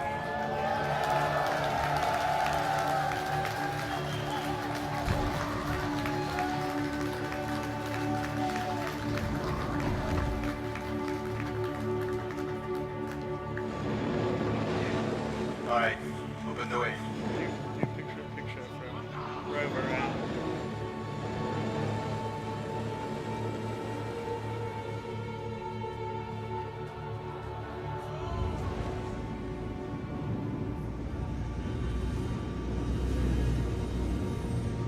so as you can see, the Idris is pretty large. Adjusting position. Good, but So not it's that the good. first working capital ship that we've got in the game. I'm disappointed.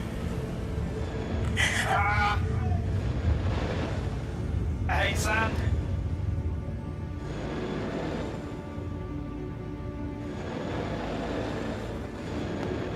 Go with Gwen's view as well. Please, Gwen's view. All right. Never done this before. Let's see how it goes.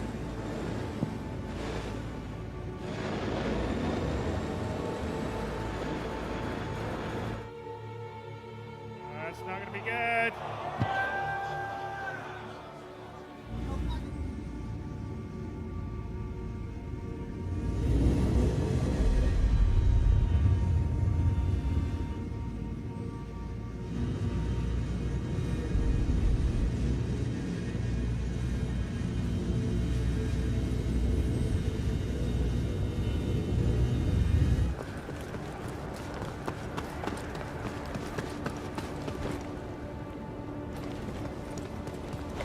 Third time's the charm.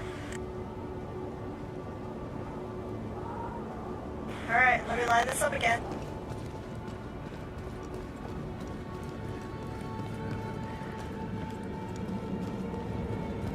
Here we go.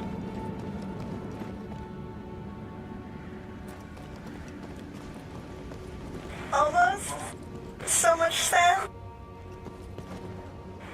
Here we go. No.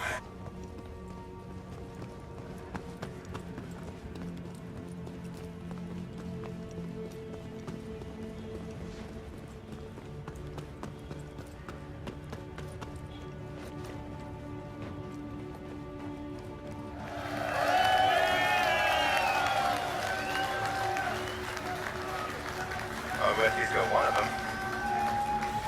I forgot to ask, did you get something from Captain for his birthday? No. When's his birthday? It's next week. I was just gonna put my name on like a card and give me some vouchers or something. Guys, please, you're all comms. Glenn, you want to take your railgun off? Take your railgun off and see the captain. All right, Rover, join me on the bridge.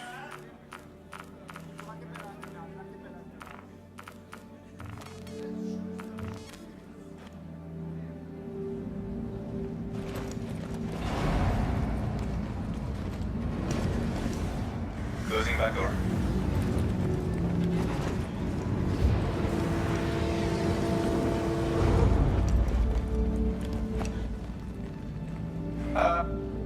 Hello? We'll still get out of atmosphere. Guess I'll find my own way. All right, Glenn. Join me in the bridge. We're clear for takeoff.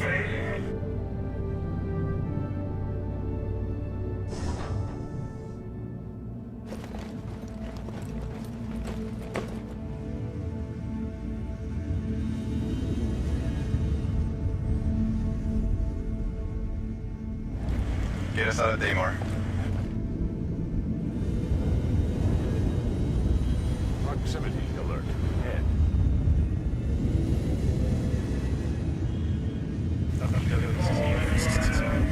Proximity alert. Head. Proximity alert. Starboard. Proximity alert. Head.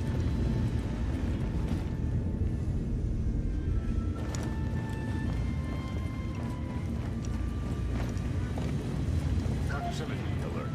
Head.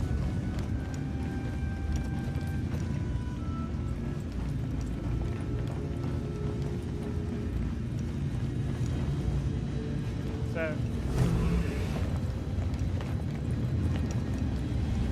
Hello!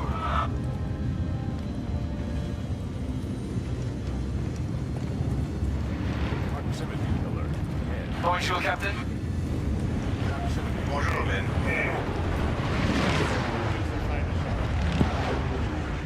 Thanks for saving us out there. It was my pleasure. I just wish Blizzard and John were here to see it.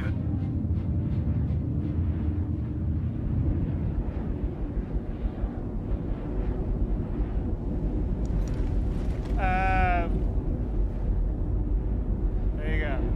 So, let's take a little pause here. Let's bring it down.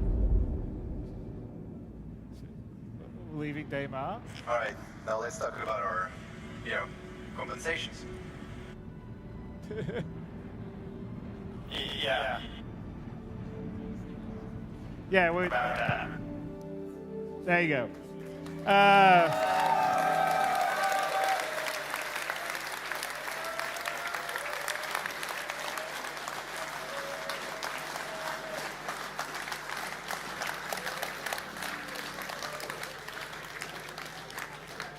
So, sorry that was a bit rough there. We've had playthroughs that have run all the way, and then we have playthroughs that we've had, because as you can see, that's why you don't have 3.0 now.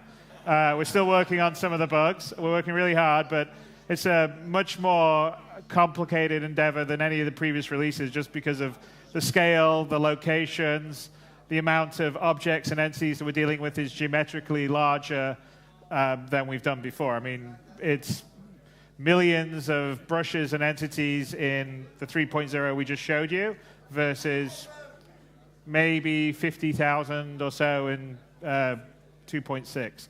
So it requires a fair amount of engineering to make everything work, and obviously you can still see that there's some crashes here and there. And we had a multiplayer demo there with a lot of different people in, so when someone goes down and they're flying the ship, it's hard to recover, which is what happened in the early one.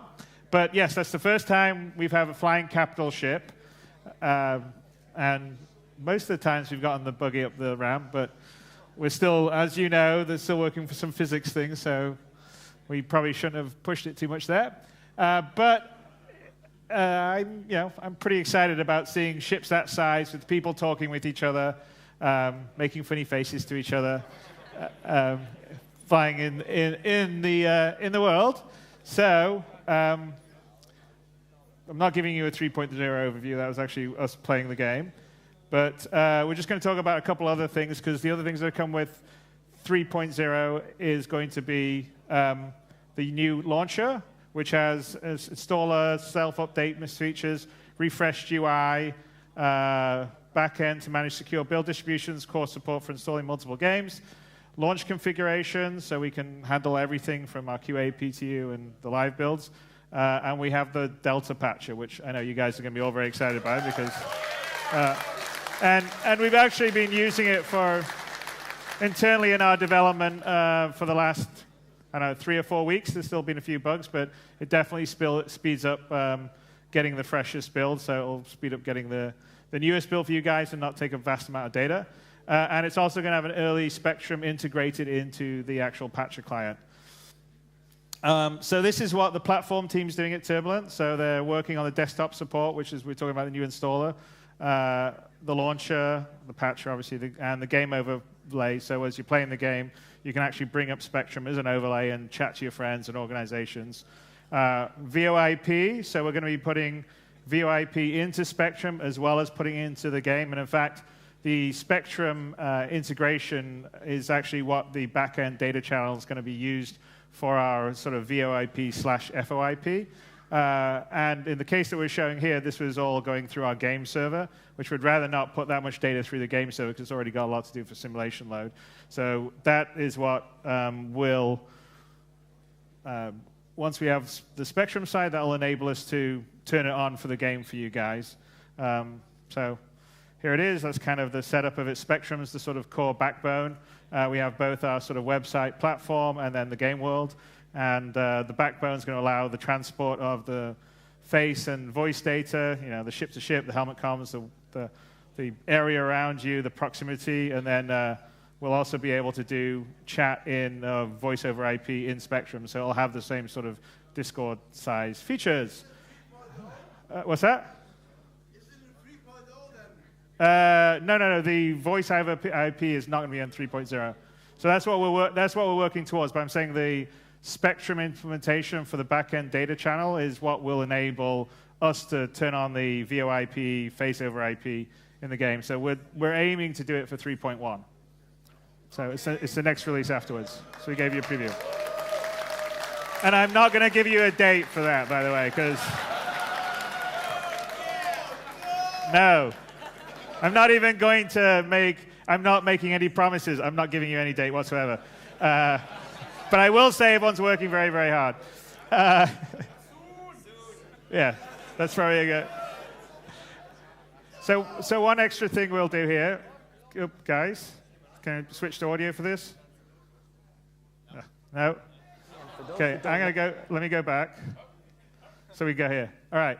So can I go? So we have a little video to talk a bit more about the face over IP implementation. So you saw some of what we're doing. This will go into a little bit more technical detail and also talk about our partnership with Faceware. So here we go.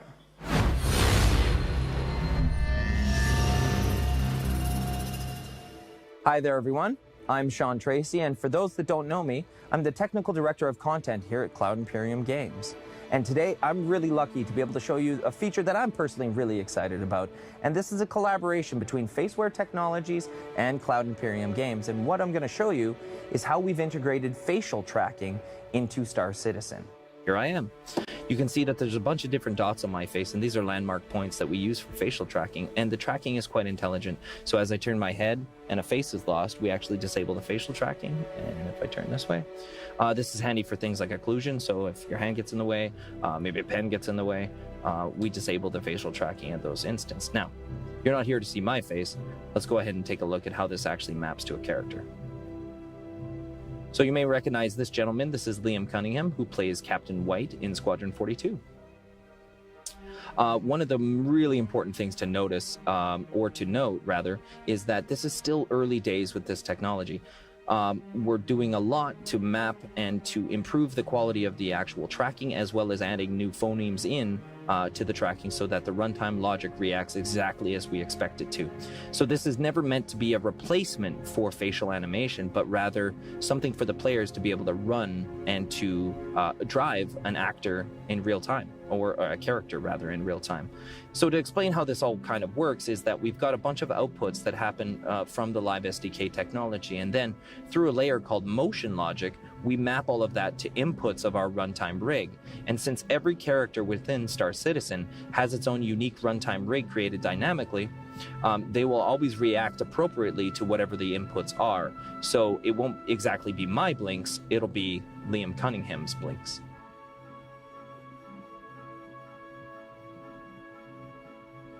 You can see even things like the ears moving when the scalp moves.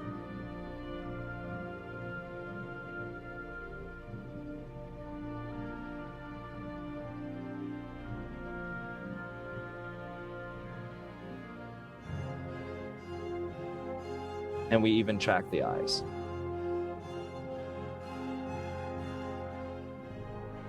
So let's go ahead and show how actually different bits of rig logic might react a little bit differently, giving a different character, essentially.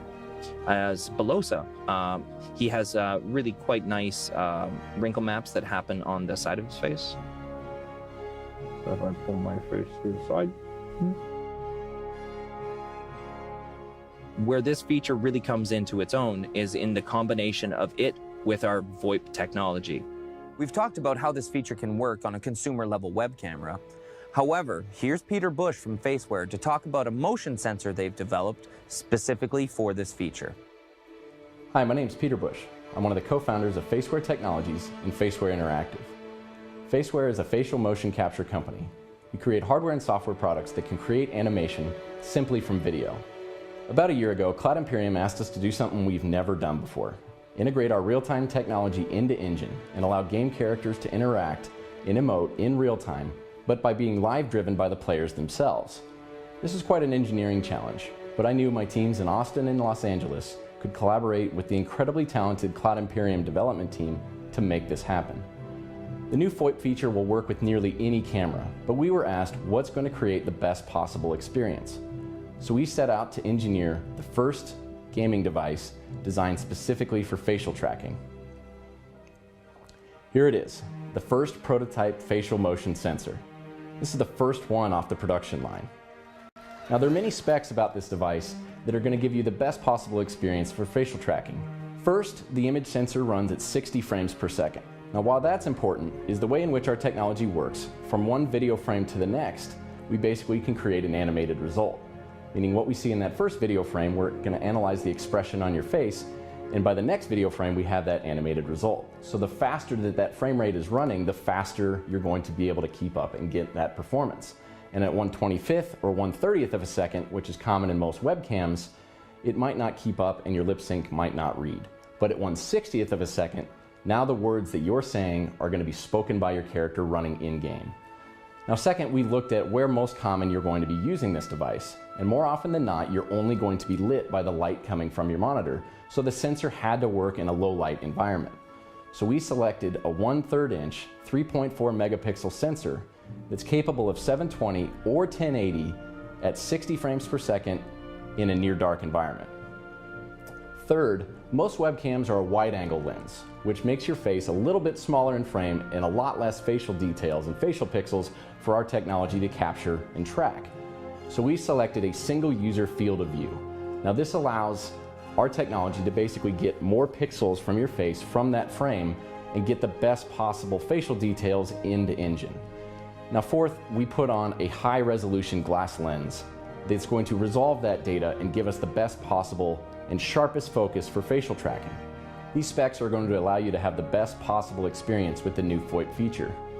While this is only a prototype, we're going to go into mass production and we're going to bring this to you. We've been working on this technology for nearly 7 years, but this is the first game that's wanted to integrate this into Engine and allow character-to-character communication like you've never seen before. We're excited to bring this to Star Citizen, and we can't wait to see what you do with it. Having integrated this technology, there's a lot of ideas and things we wanted to try with it.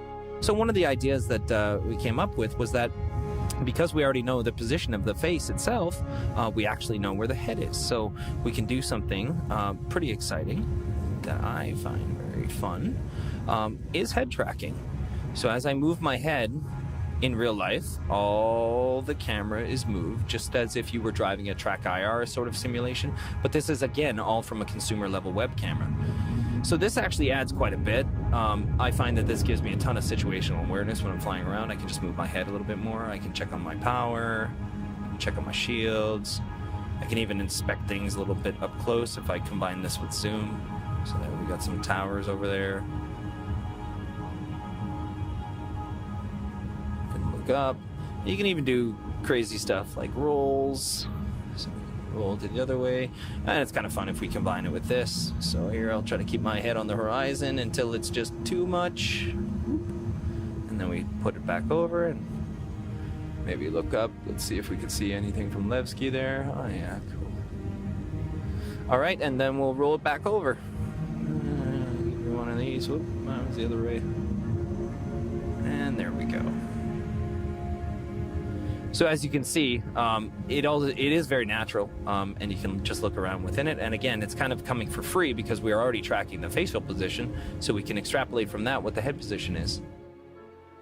So as you can see, the collaboration between Faceware and Cloud Imperium Games, even in this early stage of development, is already breaking new ground and doing things that haven't really been seen before. So we're really excited to develop these features, and we can't wait to get them to you. So until then, this is Sean Tracy from Cloud Imperium Games Los Angeles, saying goodbye.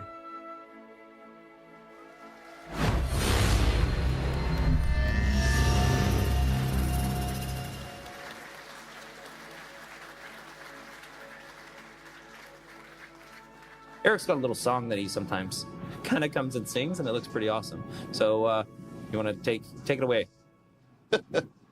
I once was a man outside.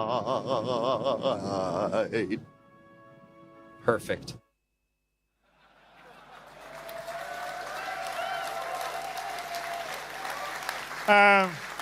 So we actually, we only just got these prototypes. We actually, like Glenn's using it here. I think Melissa was using it downstairs, but earlier in the press run-throughs, we were using normal webcams, and these are better because they're more focused on your face, and 60 frames a second is better than 30 frames, but it will work with 30 frames a second. So we'll let you know a bit more about this as we go forward, but we actually have real working prototypes, which is great because we didn't get to that stage properly on the joystick debacle we had.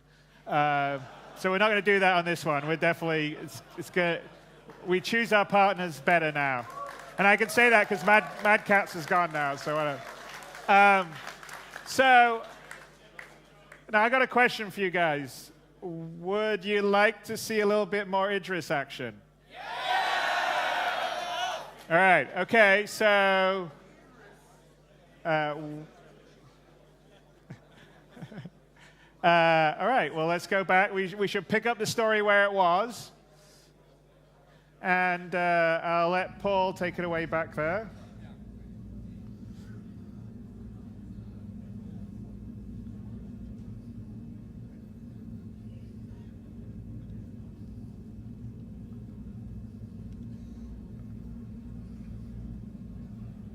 All right, guys. Welcome aboard the Rochefort.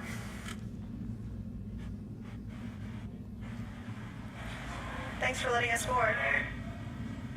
We really It appreciate is my it. pleasure. I'm glad to have you back. Oh man, you really saved us back there. And, Melissa, you're looking surprisingly alive.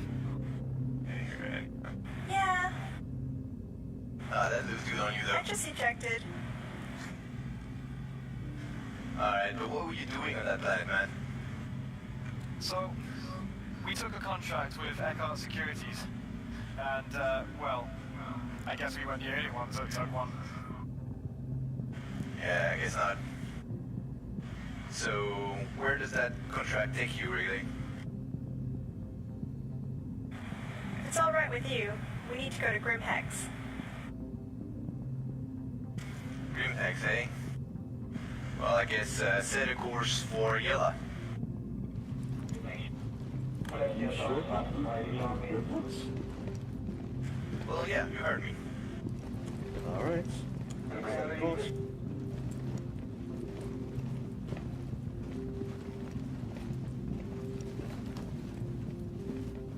Course lock, ready to gauge on your command.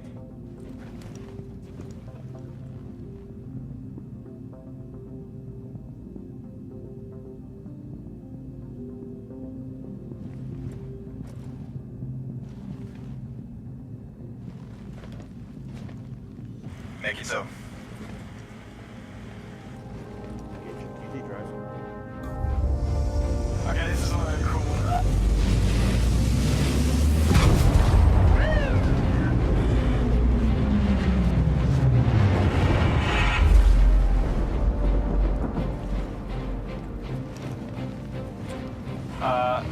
Friends of yours? Guess we'll find out. Attention! Enemy Idris Captain. So far today, you have destroyed 2 of my ships, killed 2 of my men, and stole my black box. So, I'm gonna give you exactly 1 chance.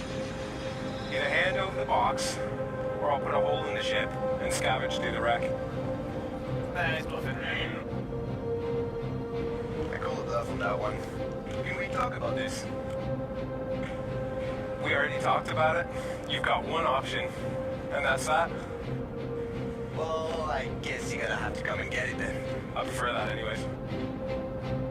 Let's get out there. Game time.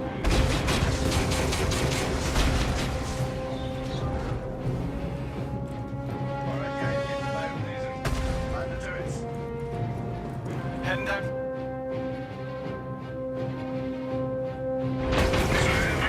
On the starboard side. Scramble the fires. Ready to roll. I'll go on power up. You're clear for takeoff.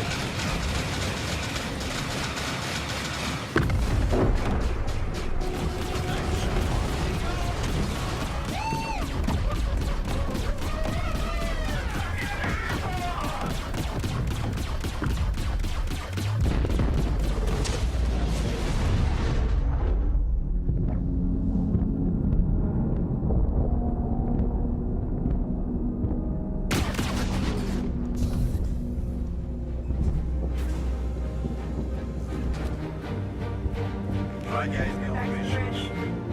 Interceptor status report. Riptide, all green. Still alive and kicking. Clear here, boys. Stand by for landing.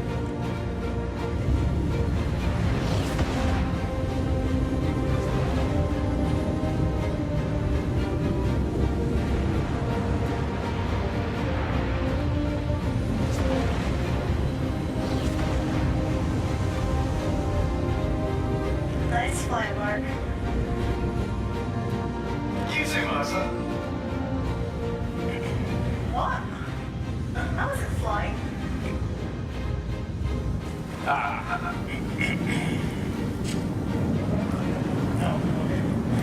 What? Drinking again?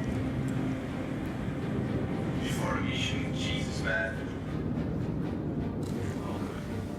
Hey man, I haven't fired turkey in years, that was fun. Yeah, it was good fighting.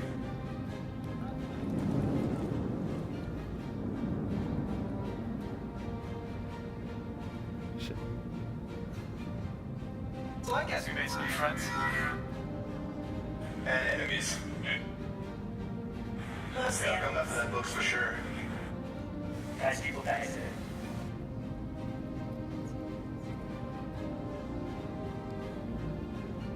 Yeah, point.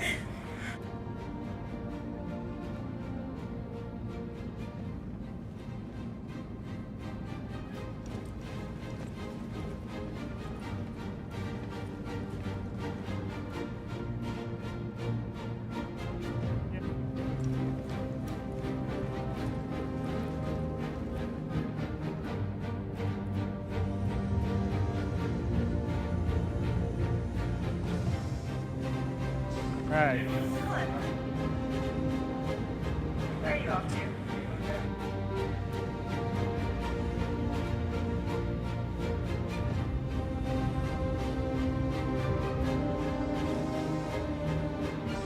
Right, it's a high degree of difficulty. We'll see. Ooh.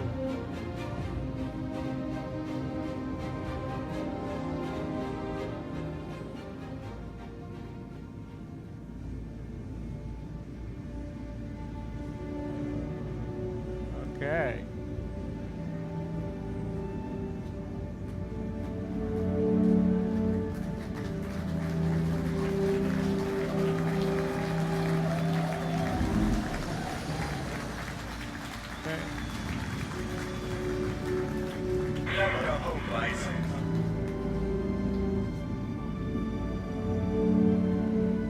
Stereo.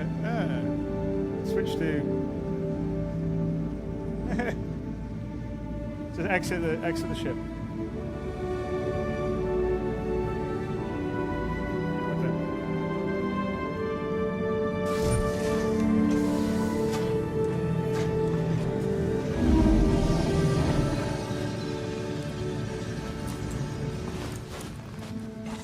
All right, back. There you go. There we go. All right, we brought him home. Okay. We can. Okay, we can. Finish, Paul. Fake the. There we go.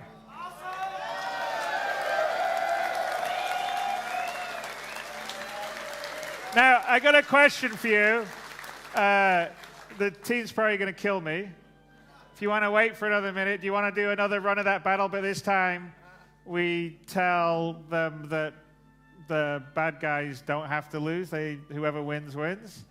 And have a proper fight.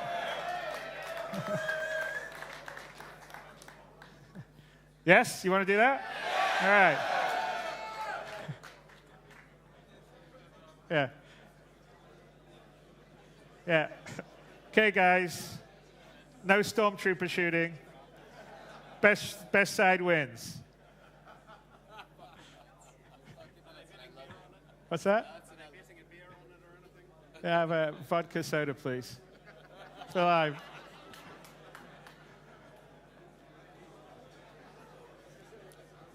All right, it'll take them a few minutes to respin up the server and bring up the clients. But So anyway, that's the first time that we only got capital ships fighting probably about a week ago. But it's actually pretty cool. And obviously it's going to get much smoother. You can see some sync issues between different views and stuff, which are things that we're working on 3.0.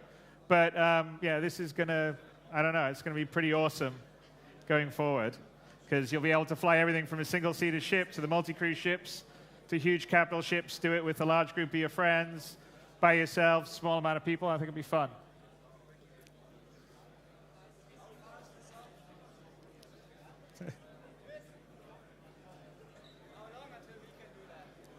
How long until you do this?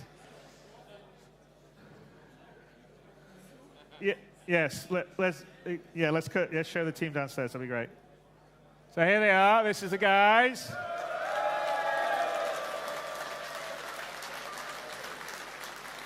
So it's a combination of German and UK test teams and a couple of actual volunteers from you guys, the community.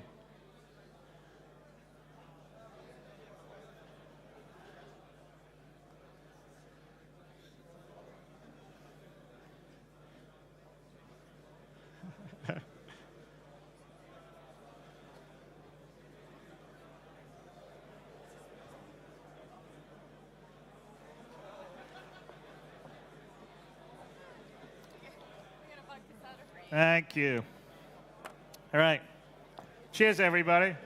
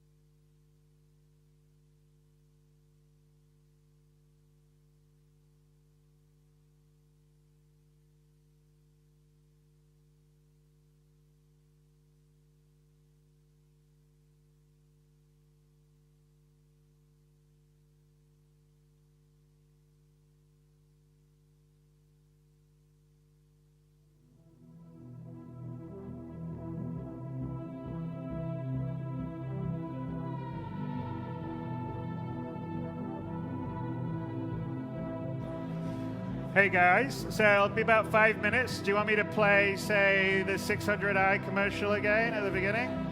All right, just get some eye candy for you while we're waiting. You sit back.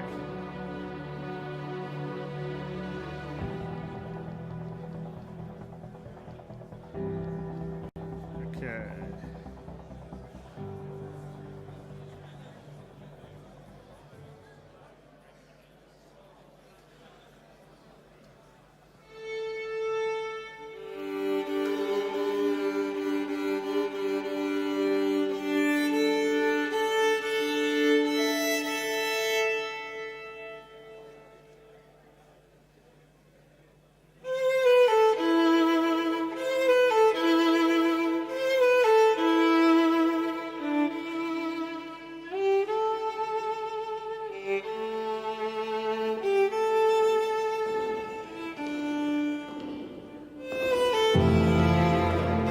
What does it take to build a symphony?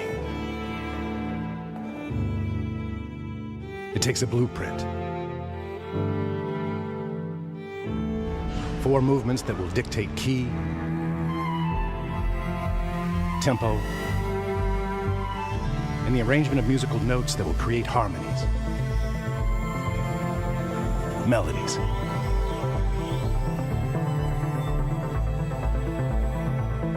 It takes an orchestra.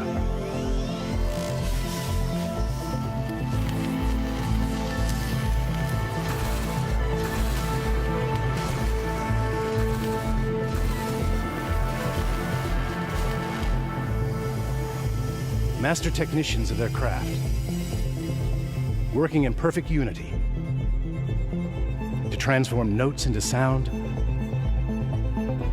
and those sounds into an experience.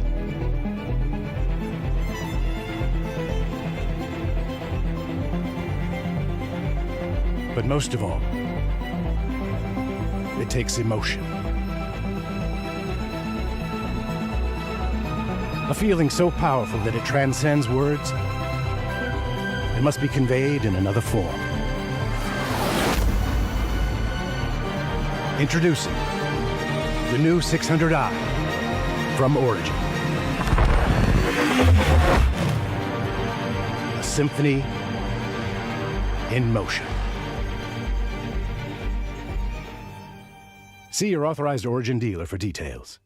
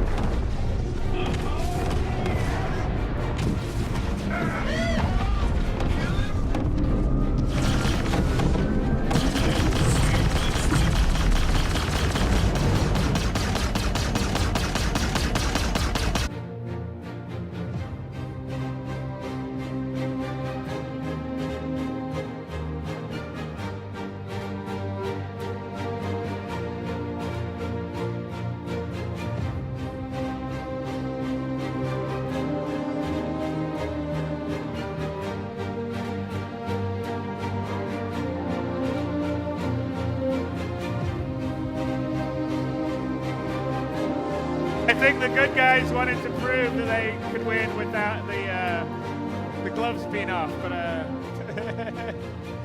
right. Anyway, that's it for tonight. I mean, it is already almost 12:25. So I hope you enjoyed both seeing some of the 3.0 stuff that you're going to get to play very soon, and some of the stuff that will be in the near future. And let's bring up the guys so you can actually see the team. So, yeah.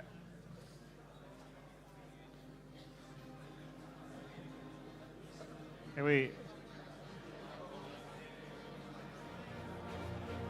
all right, the QA guys are up. This is one of them. You should get up, stand up, go ahead. Don't have anything up.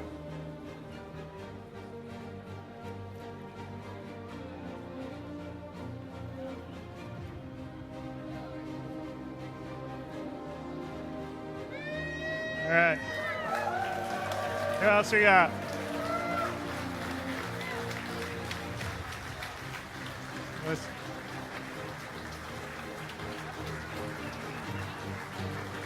Oh, wait. Come on, Adam.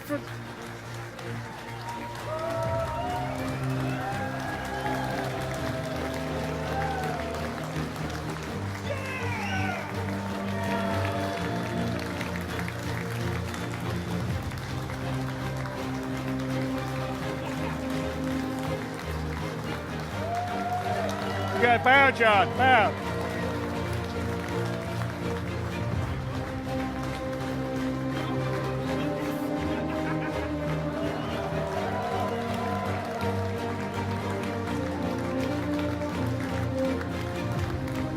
All right, so well, thank you very much for coming to the event here. I think we'll hang out for a bit if you want to say hi and have some drinks. I think we've got some, what do we have? Oh yeah, we'll should get signatures from the battlers here. And I'll be happy, and the rest of the team will be happy to talk to you guys and sign things, do whatever else. We really appreciate your support, allowing us to build the game of our dreams and your dreams, I think, and enable us to sort of do things that we showed tonight. And we will endeavor and work really hard to get you 3.0 as soon as possible, and many awesome things beyond that. And I'm sure I'll talk to you in a bit, and I'm also looking forward to showing you and seeing you guys at CitizenCon as well. So thank you very much.